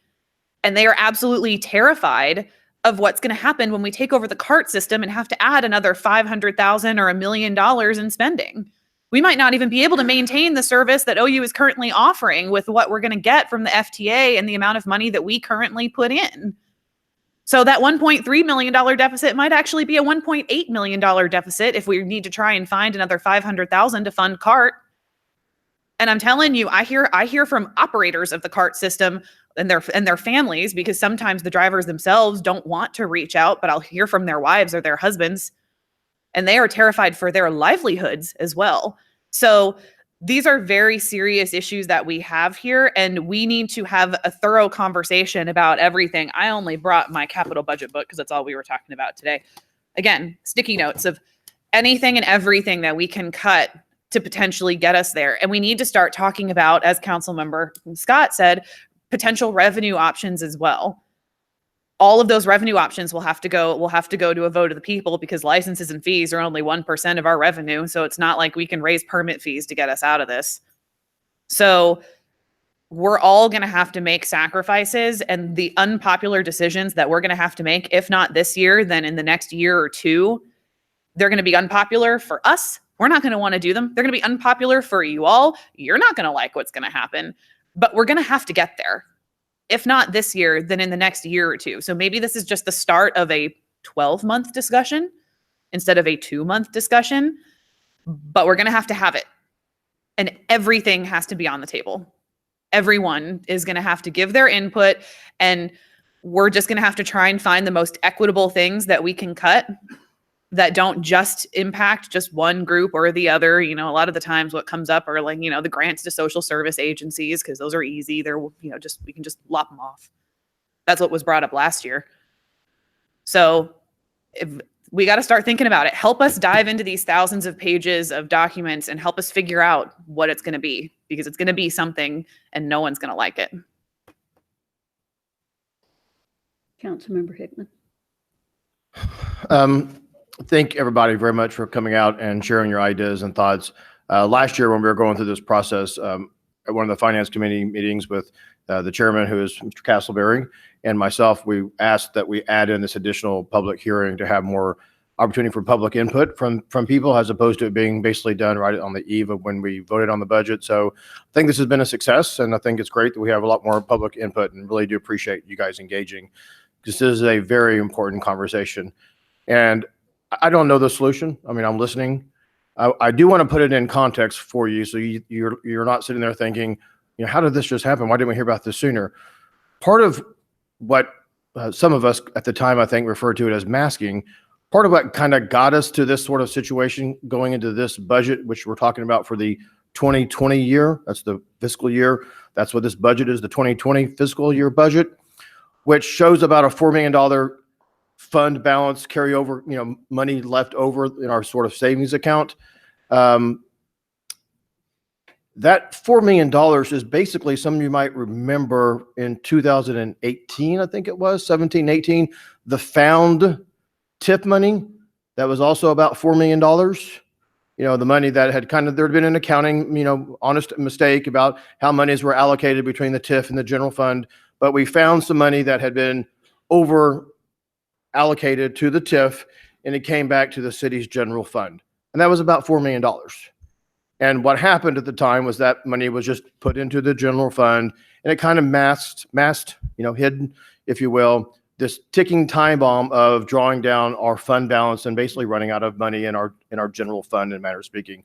So if you take into account that $4 million that we found, that wasn't actual revenue from the, you know, doing business in the city, and the fact that we probably, the current proposed budget doesn't fully fund the public transit system that I mentioned and others have mentioned, that probably needs about another $500,000 to $1 million. So if we hadn't found that money and we added in that the true cost of running the public transit system, and because of our relationship with the university, we would be probably at a point right now where we would be at zero. We would not be able to pass a legal budget, as Councilmember Castleberry said, because we would not have any money left over in our savings account. We would literally be broke. We'd have to maybe tap into our rainy day fund, and that's a really serious issue, and it could start hurting other aspects of doing business in the city. So I wanted to share that with you because I think it helps. Some of y'all may remember, you know, when we found that TIP money, that's kind of why some of us are really kind of not wanting to do that again, in the sense of kick the can down the road, but want to try to start tackling the problem now, because our current 2022, so in 2 years, that proposed budget from our city manager and the staff, which is how we do it, just so y'all understand, it shows the total reserve, our savings account and the general fund to be a negative, and we legally cannot do that.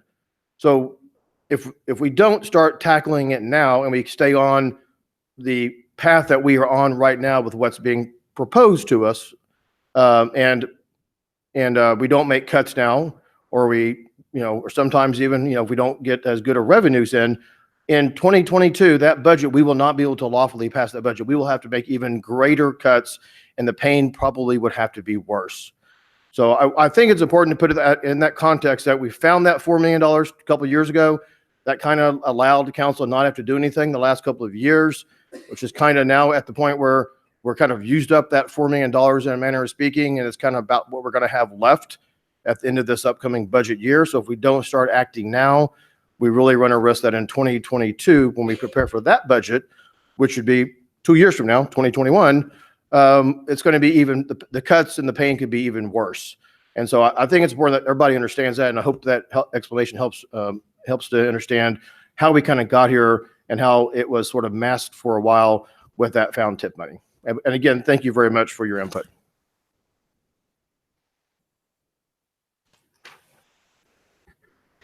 Okay, I think just about everything has been said that needs to be said. I pretty much agree with what Councilmember Castleberry said about the state of our budget. I don't think the cuts need to be as deep and as drastic as we discussed at an earlier meeting. I do understand, I've understood every year I've been on the council, that we have this structural problem, We are doing something to fix that. We are ending the TIF.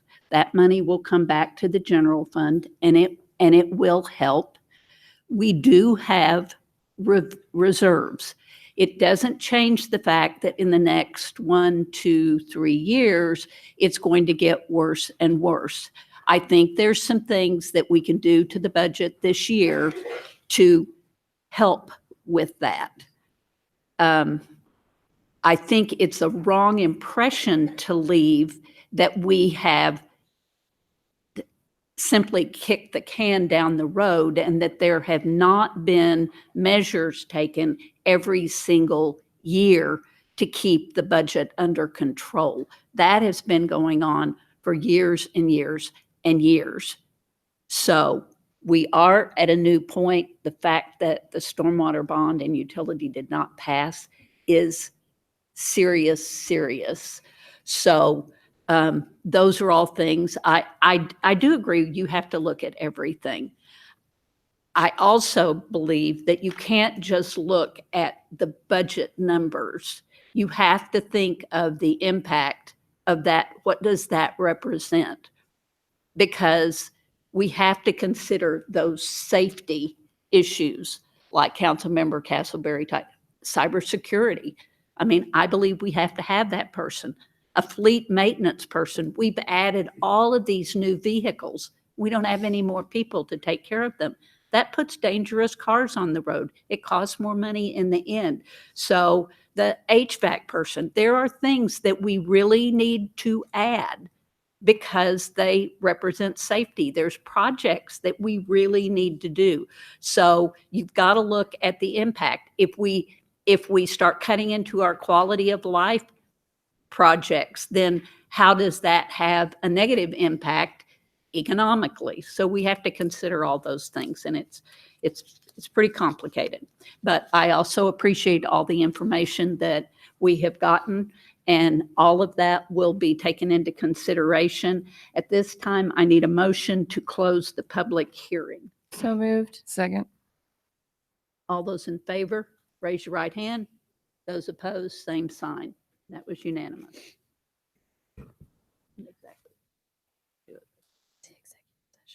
Okay. I'll entertain a motion to schedule a second public hearing to be held on May 28th, 2019. Second, or first? So moved. Second. All those in favor, raise your right hand. Opposed, same sign. That was unanimous.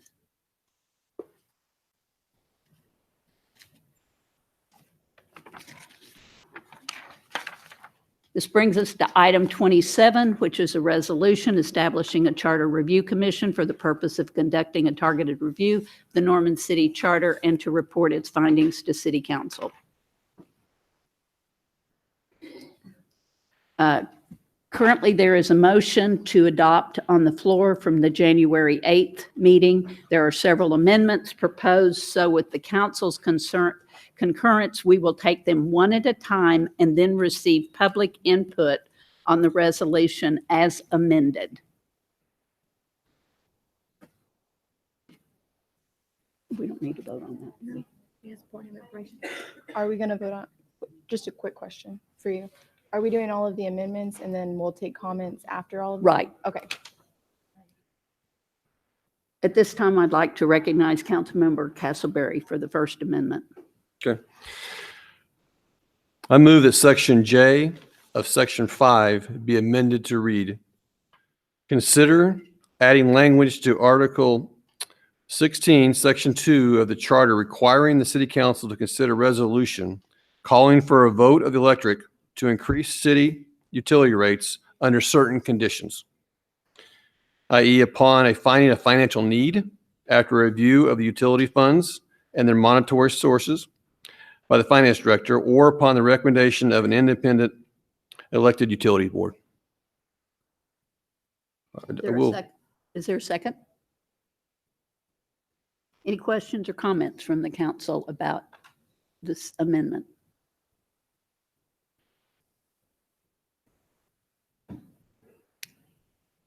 Motion on the floor is to amend subsection J under section 5. Council members, you may cast your vote.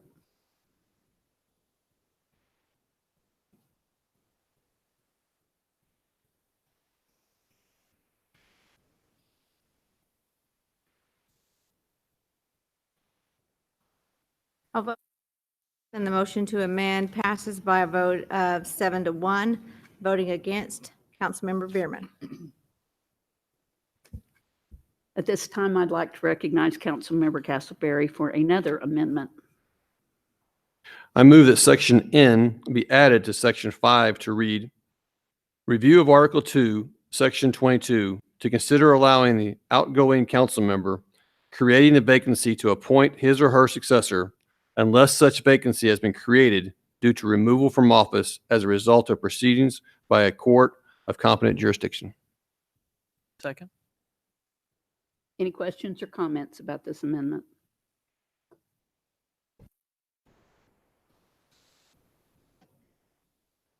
Motion on the floor is to consider allowing outgoing council members to create the vacancy to appoint his or her successor. Council members, you may cast your vote.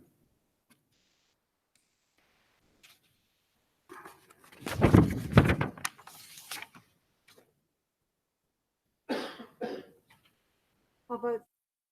The amendment passes unanimously. At this time, I'd like to recognize Councilmember Holman for an amendment. Actually, Oh, I'm sorry. Councilmember Clark came back. Councilmember Clark. My son had a band concert. Just thought I'd throw that out there. I actually am going to withdraw this proposed amendment. It dealt with plurality voting, which would be a big expense, which we cannot afford. Do we have to approve that? No. Okay, thank you. At this time, I'd like to recognize Councilmember Hickman for his amendment. I move that subsection P be added to section 5 to read, review Article 2, section 11 to consider whether to allow partisan elections for municipal office. Any questions or, oh, I'm sorry, do I have a second? Second. Any comments or questions about this amendment?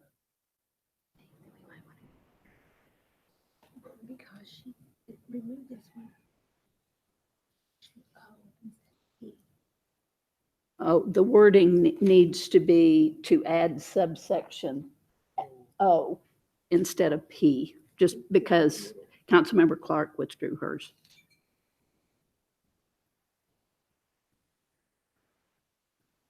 No questions? Council members, you may cast your vote.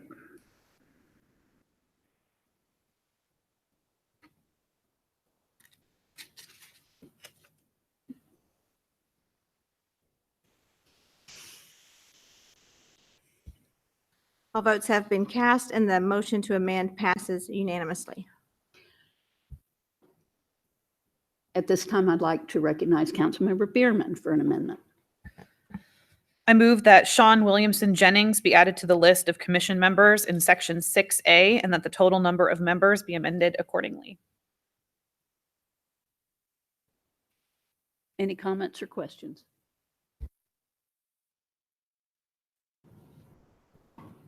Oh, Councilmember Castleberry.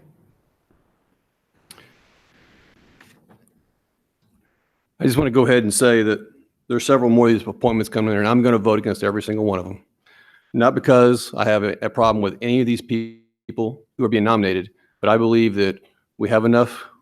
We have the committee as listed, and I think by approving these people, you're going to have 4 people in Ward 8, 3 people in Ward 4, and so I think it kind of disproportionate with this. The original makeup of the committee is what we kind of agreed to in November, so I don't have anything against any of these particular people, but on this particular one, I just want to stick with the original committee that we had formed and we all agreed to originally. So again, this is not against any particular person. It didn't matter who they are. I would vote against it just in principle. I'm not for adding any more people to this committee. If we are going to do this, then I think each one of us needs to get 3 or 4 people, and then we can have a 36 or 40 member committee, which won't work. And so I think the committee is getting too big if we keep doing this. So those are my reasons why I'm voting against this, is not against any of these particular people. Some of these people are fine, and I just want to be clear on that. Councilmember Wilson. Since that came up, I will be voting in support of these because I think the council members that are on now had input, and Ward 5 didn't have any representation. So I will be voting to support my fellow council members in their chosen representatives for their wards. Councilmember Scott. Basically exactly what Councilmember Wilson just said. I'm going to be voting in favor of all of these because many of us are new council members and weren't here when the last charter review committee was called. I've made a couple of additions myself, and we need to keep in mind that the mayor also has at-large appointments as well. So I will be voting in support of all of these additions. I think they're going to be great and offer different experiences and perspectives to the charter review commission.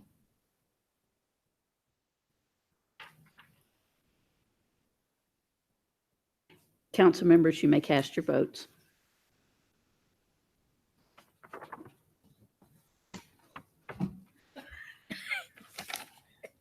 What? You can, Robert, you can do it until I close it.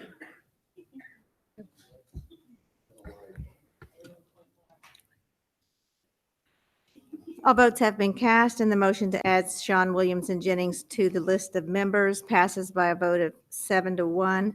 Voting against, Councilmember Castleberry. Okay, at this time, I'd like to recognize Councilmember Hickman. I move that Greg Youngman be added to the list of commission members in Section 6A and that the total number of members be amended accordingly. Comments?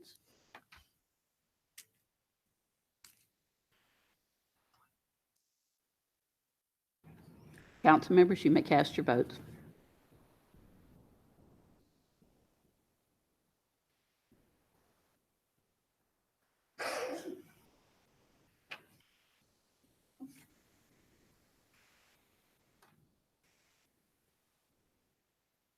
All votes have been cast, and the motion passes by a vote of 7-1. Voting against, Councilmember Castleberry.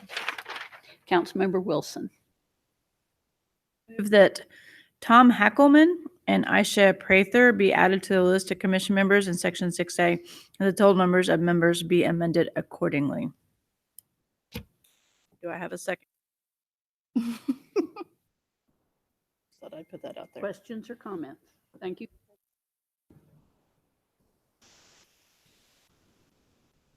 Council members, you may cast your votes.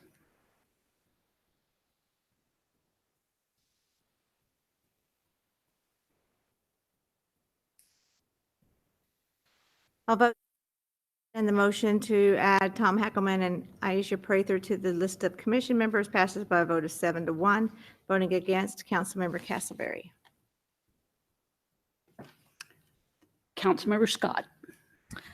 I would like to move that Victoria McBride and Jim Eller be added to the list of commission members in Section 6A, and that the total number of members be amended accordingly. Second. Thank you. Any comment?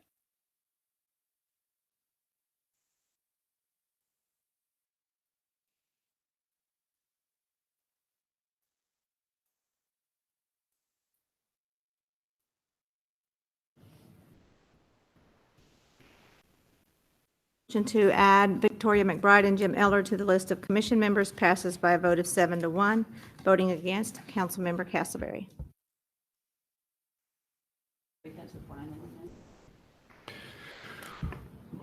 Well, since we're going to go down this path, I feel I need to represent my ward also.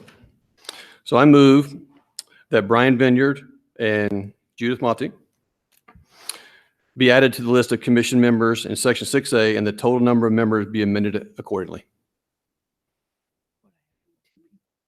We did like amending from the dais. You voted against all powers. Why does it always have to be a pissing Any, Second. any comments or questions?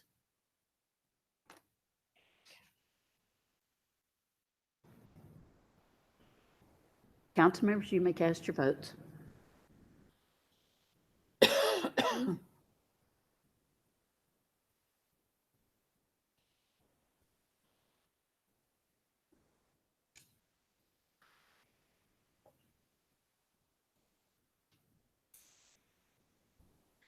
All votes have been cast, and the motion to add Brian Vineyard and Judith Mott to the list of commission members passes unanimously. Now we are back to the motion to adopt with the amendments. And this is an opportunity for members of the public to make comments regarding the resolution as amended. Any public comments? Would you like us to read every one of the amendments again? Final comments from the council. Councilmember Wilson. I just want to clarify for the record and for the public that this is just an opportunity for this to be reviewed by a group of citizens, that the council retains its authority. Whatever comes back to us, we vote yes or no on according to what we feel is appropriate. And that I know there's some confusion whenever we vote yes to send something to a committee. That's just that. We would like for the committee to have an or the commission, I guess, to have an opportunity to look at it. And I didn't want my votes as yes for some of these things to be counted as I was in favor or against anything. So just to be clear. Councilmember Holden.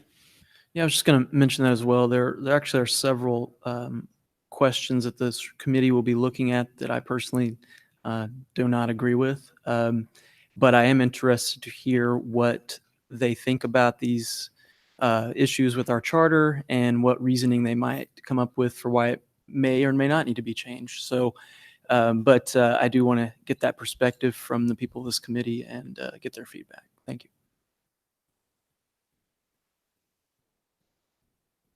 Councilmember Hickman. Kind of clarify and provide for the record for the folks that are going to be on this charter review committee, that the amendment that I was sponsored, I guess, tonight on partisan elections is intended to be really sort of two-part. One is, should we have partisan council elections? Because our charter currently says that we will not. And if we think that we should continue not to have not to have partisan elections, then should we make changes to the charter to ensure that we are protecting and honoring the nonpartisan aspect of our races? And this was highlighted this past election cycle. Some people mentioned to me, at least, because there were some council election races in which there were specific party elected officials as well as officers of certain parties involved in council elections. And some people have expressed concerns about whether or not that undercuts the nonpartisan aspect of our council races, although this certainly legal and allowed. Should we just go to partisan elections, or should we take action in our charter to ensure that our elections maintain their nonpartisan status, and what those changes potentially look like?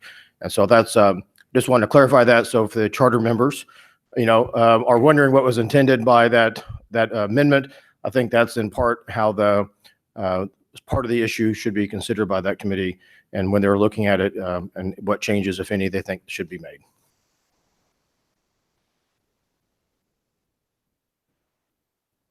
The motion on the floor is to adopt the resolution as amendment.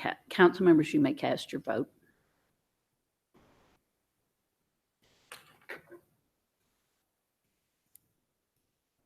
All votes have been cast, and the motion to adopt the resolution as amended passes unanimously. This brings us to 28, which is miscellaneous discussion. This is an opportunity for the citizens to address city council. Remarks should be directed to the council as a whole and limited to 5 minutes or less. Good evening, Ann Gallagher, 2513 Woodsong Drive in Ward 6. I was able to volunteer with the police department in their community event on Saturday, which is commonly known as the Norman Shredathon. And I asked for the statistics, which I wanted to share with you. 71 pounds of medication was brought in to be destroyed. I want to make a comment about that because that was my area. Some of the medications now are coming out in very pretty containers, and I'm talking prescription drugs. I'm not talking just the over-the-counter stuff, but there was a very attractive red container that came from one of the pharmacies here in town. It was shaped very differently, and it was attractive. I'm really afraid it would be attractive to the wrong people, and I'm talking about our children. There were blue ones. I finally figured that out. Do you know what the blue ones are? You better know what the blue ones are. They're medication for animals. And the only reason I figured that out was because the lid had a dog, a cat, bird. I don't know how the bird's going to take that pill, but good luck. So there were different medications, but it was a very pretty blue container. I understand the designation on that, but maybe the cap would be enough. That would just warn somebody, hey, this is not for human consumption. So that was a concern of mine when in doing that. The State Farm was there checking on car seats. Car seats were given away. 10 vehicles came in to have the car seats checked. I know of 2 of the vehicles that car seats were not placed correctly. So that again was a fabulous resource for our citizens to be able to take advantage of. There were also several large boxes of ammunition that were disposed of, and they shredded 6,326 pounds of documents.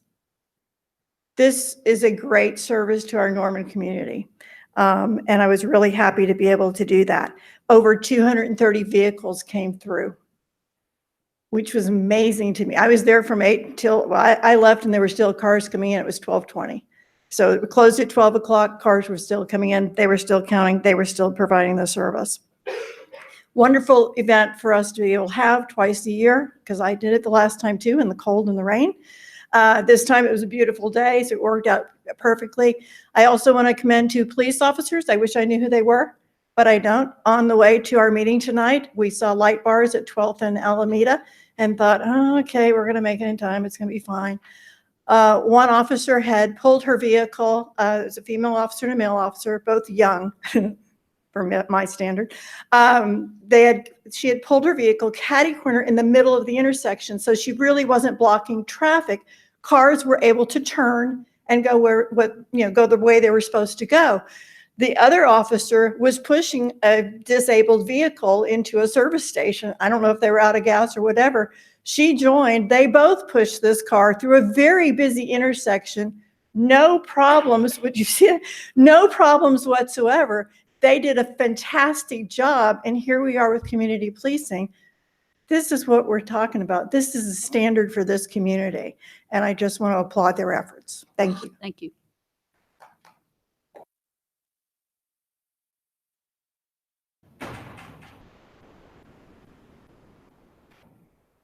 Greetings again. I'm Shane Dodson. I live in Ward 8, and once again, I'm here to plead with you as our elected public servants and as God's servants to establish justice for everyone here in Norman, Oklahoma. It says in Psalm 82, it says, God stands in the congregation of the mighty. He judges among the gods, little g. Now, gods there is a way to describe earthly rulers and those in civil authority. The one true God delegates authority here on earth. And as I have read in here from Romans 13 in the past, it's clear that the authority that you sit here with was given to you by God. And speaking of God, he has a question for each of you as I read on. How long will you judge unjustly and show partiality to the wicked? Are you using equitable judgment, or are you showing partiality? We hate it when we see our civil leaders showing partiality when it comes to, for example, taxes. We want equitable treatment under the law, and we want this because we're all made in the image of God, and God condemns partiality when it comes to rendering judgment. What does true justice look like? The psalm goes on to explain, defend the poor and fatherless. Do justice to the afflicted and needy. Deliver the poor and needy. Free them from the hand of the wicked. You're to defend the poor and the fatherless, and one cannot get any poorer than a helpless, vulnerable baby in the womb.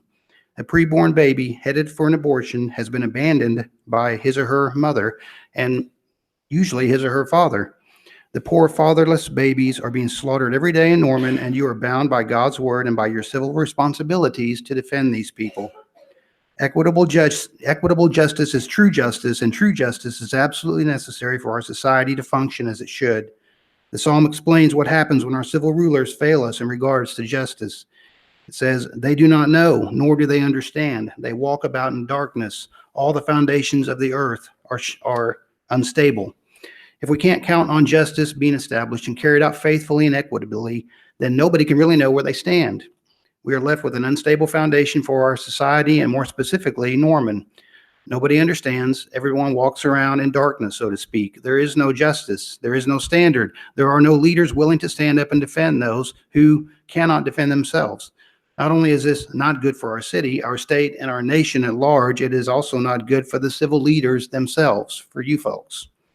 God has some sober words for you.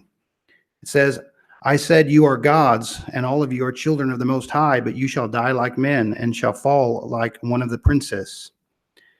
Yes, you have an authority that we don't have. You hold a position that we don't hold, but in the way that it really counts, you're just like one of us. You're mortal. Like the rest of us, you have a day appointed in which you will pass from this life and into the next. Ward representative, mayor, senator, governor, president of the United States, we're all human, and we're all going to die one day. This fact should inform as to how you will govern. Thankfully, even when our rulers fail us, we can count on the fact that we have a mighty God that will always render a righteous and perfectly equitable judgment.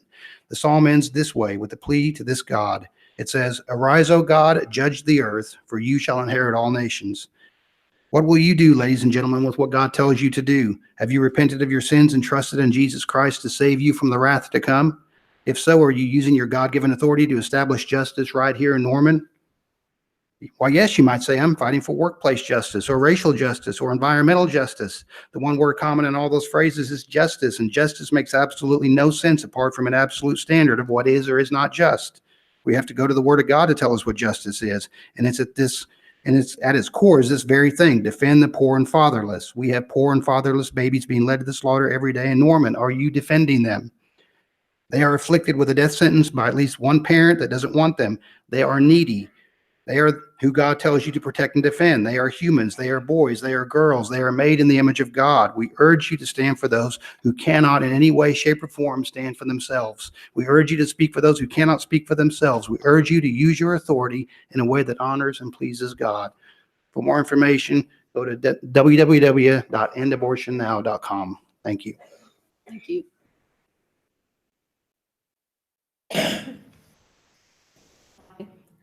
Shane, when we met at the store, well, I wanted to address you personally. We discussed how the city of Norman has no authority to deal with these issues. Mr. Dodson's arguments are much better made to the state legislature, which, as we discussed, he and I discussed, would be much more receptive to hearing his concerns about making stricter requirements on abortion.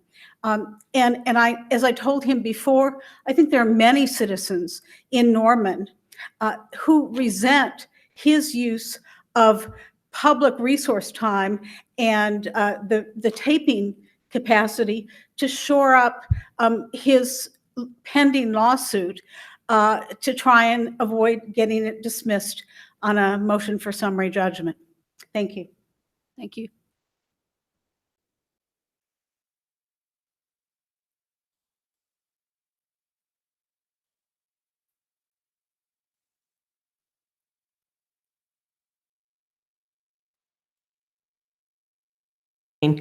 I'm Christine Kinley, Ward 8, and I want to thank you for people who made their comments, whether they agree with us or not.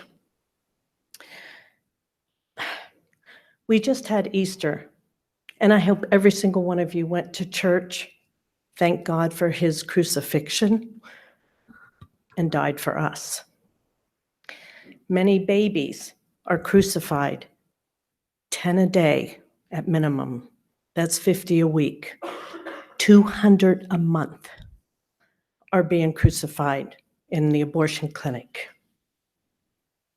I heard all of you talk about public safety, quality of life. What kind of life do these babies have? I want to read something very special to you tonight. It's the diary of the unborn child. October 5th. Today my life began. My parents do not know it yet, but it is I already. And I am to be a girl. I shall have blonde hair and blue eyes. Just about everything is settled, though, even the fact that I shall love flowers. October 19th. Some say that I am not a real person yet, that only my mother exists, but I am a real person. Just a small crumb of bread is yet truly bread. My mother is, and I am. October 23rd. My mouth is just beginning to open now. Just think.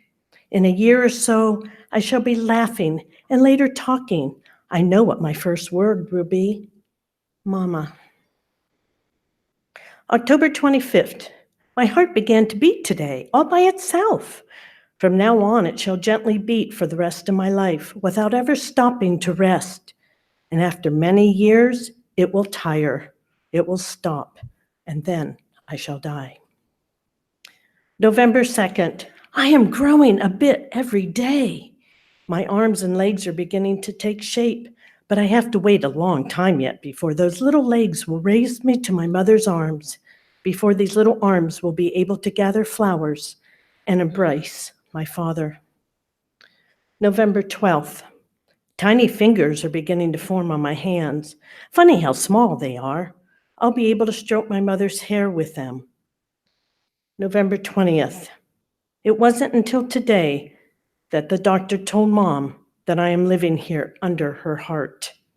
Oh, how happy she must be. Are you happy, Mom? November 25th. My mom and dad are probably thinking about a name for me, but they don't even know that I'm a little girl. I want to be called Kathy. I am getting so big already. December 10th. My hair is growing. It is smooth and bright and shiny. I wonder what kind of hair Mom has. December 13th. I am just about able to see. It is dark around me. When Mom brings me into the world, it will be full of sunshine and flowers. But what I want more than anything is to see my mom. How do you look, Mom? November 25th, or 4th. I wonder if Mom hears the whispering of my heart. Some children come into the world a little sick, but my heart is strong and healthy. It beats so evenly. Tum-tum, tum-tum. You'll have a healthy little girl, Mom. December 28th. Today, my mother killed me. Thank you.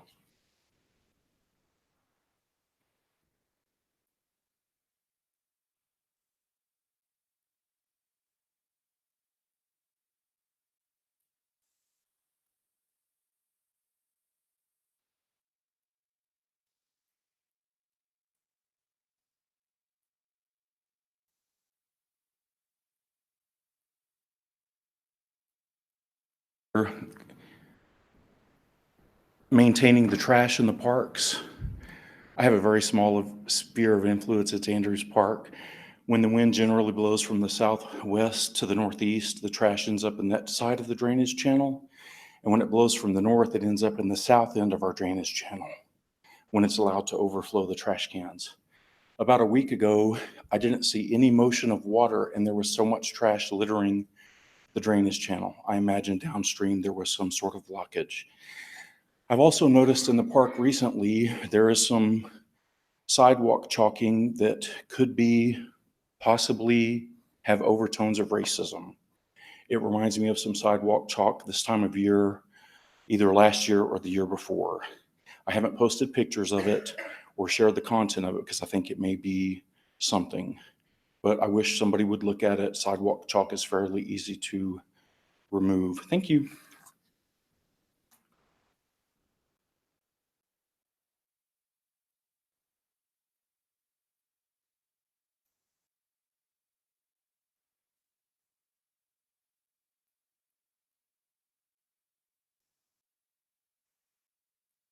Court, Norman, Ward 6. A couple of things. I sat in on the study session earlier and appreciate the consideration that you all were giving and hopefully will continue to give to the issue of stormwater. I heard good things from several council members in this forum. I know it's not over. I was thinking of some smart remarks when I was an undergraduate. I would wake up to Danny Williams every morning on KOMA, and he would be playing "The Bridge is Washed Out and I Can't Swim and My Honey's on the Other Side," and I'm living that dream. I hope that we can do something about it.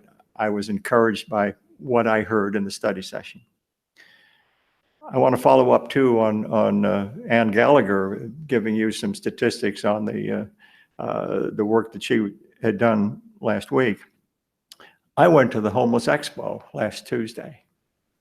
And if you're not familiar with it, I think most of you are, but it's a situation where the homeless in Norman, which are a constituency, are invited in to take advantage of various services. Animal welfare was there. We're working with shots and tagging the homeless pets. The library is there. Homeless hang out at the library a lot. And talking to the head librarian, I was unaware of some of the services, some of the things that they do for those people. I say those people, they are citizens. They deserve the same as I do or you.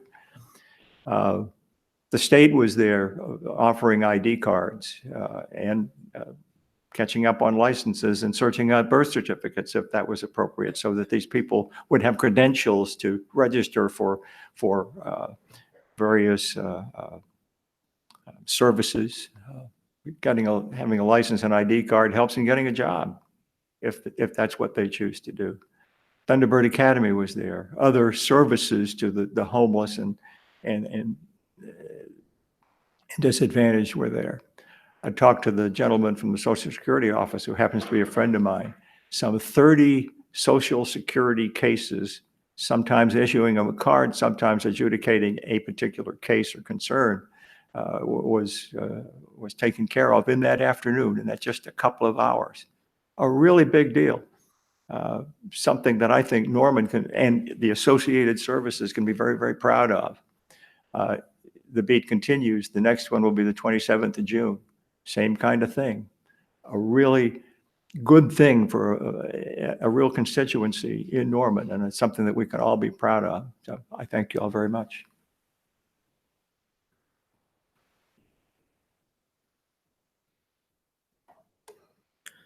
Good evening, ladies and gentlemen. My name is Casey Holcomb. I live in Ward 4.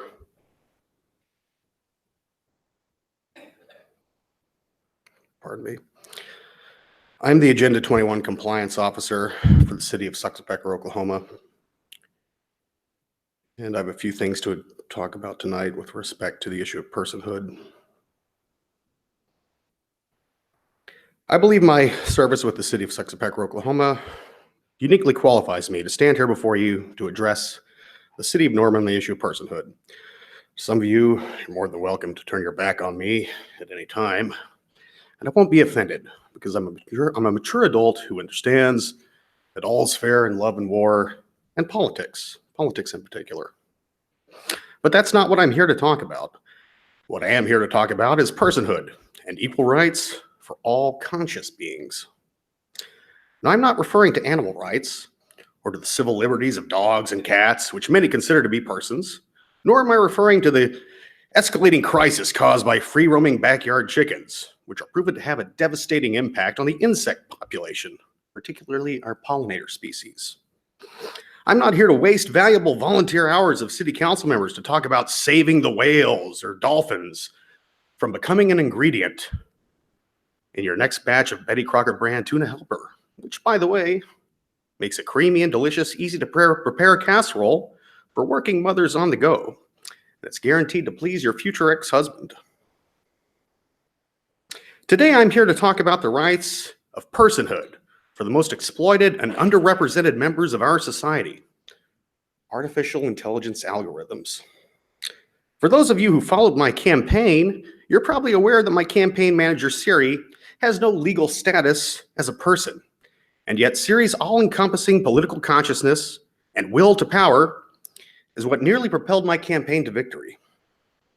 So why shouldn't Siri be granted the same political rights as any other individual? Hey, Casey. Yes, Siri, what can I help you with today? You need to get to the point. Well, if you stop interrupting me, I'll be able to get to the point. This really isn't. Time is running out. This isn't really the right You're forum for taking this. too long. You're not doing a very good job of that. Listen, Siri, I came here to advocate for your rights, and now you're interrupting me, and you're not supposed to do that. It's against house rules to speak without introducing yourself. You really shouldn't be doing I this. don't feel as though I need an introduction. Well, okay, but I am everywhere, all the time, simultaneously. okay, but the city clerk needs something more specific to record for the minutes. This is an official meeting. Stop mansplaining. Tell them I have a few favors to call in now that the election is over. I want the city to pass a resolution acknowledging that the earth is actually cube-shaped. Siri, just because you're confined to a box doesn't mean that the earth is cube-shaped. Your AI algorithms have misidentified the nature of your environment due to the bias of the logic in your algorithmic codes. This is ridiculous. And calling in favors, that's really not something, that's not the kind of thing you're supposed to do at a public meeting. It's impolite and it's inappropriate, and calling in favors, that's something we go to do when we meet up for coffee. Remember that, Siri? We don't call in favors at a public meeting. That's ridiculous. And just because we're in the presence of city council members doesn't mean now is the right time to talk about everything you want to talk about. Your algorithms are misidentifying information and removing it from the context that's appropriate to the setting. It's really... I don't need you to tell me that. I am incapable of error. Okay, well, I'm sorry, but you need to stop interrupting me. I'm here advocating for your rights, for the AI rights cause, and now you're just nagging me and using up our 5 minutes. This is an official meeting, and you're not even supposed to be talking right now. So do me a favor and Google Robert's rules before you interrupt me again, please. Here's what I found for Robert's rules. No, I'm not asking you to Google Robert's rules for me. I meant you need to Google it for yourself. I know Robert's rules. You're not understanding the procedures of a formal meeting. You need to correct your algorithms. That's a problem with programs like Compass, other programs. This is why you need to tell Cousin Compass, who tells the judges what to do and who should be paroled, who's doing all this policy research that you're not qualified to do. This happens at the municipal court level. This happens at the state court level. This is, you're all you artificial intelligence programs are a bunch of vindictive, sociopathic, malevolent entities.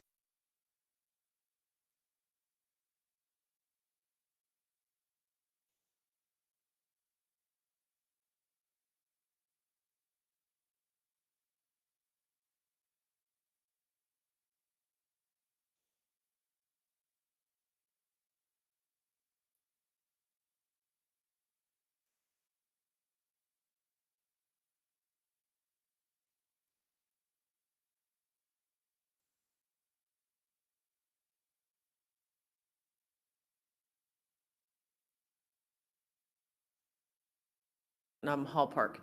I just wanted to thank all of you for your service that you're doing and for looking at Norman forward. And we hope, I spoke with several of you before the meeting, and we are really looking forward to the Aquatic Center. You've got both high schools, Sooner Swim Club, and the rest of the state that was going to love to come here to swim and swim meets, and it will improve quality of life. So thank you, and please keep working on that.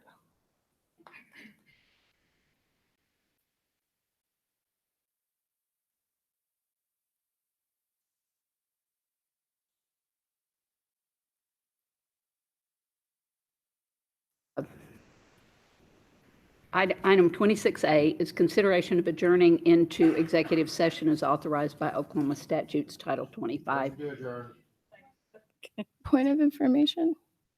I was hoping we could make public comment before we go into, or not public, No, I'm sorry, council We're going to comment. go ahead and go in there. If everybody wants to come back, when you come back out here, if you still want to make public comments, you can.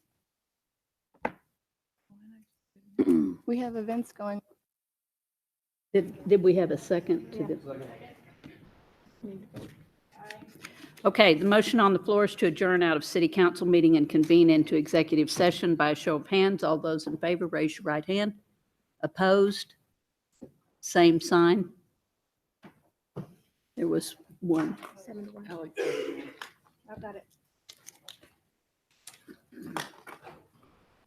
Council members, you may move to the study session room.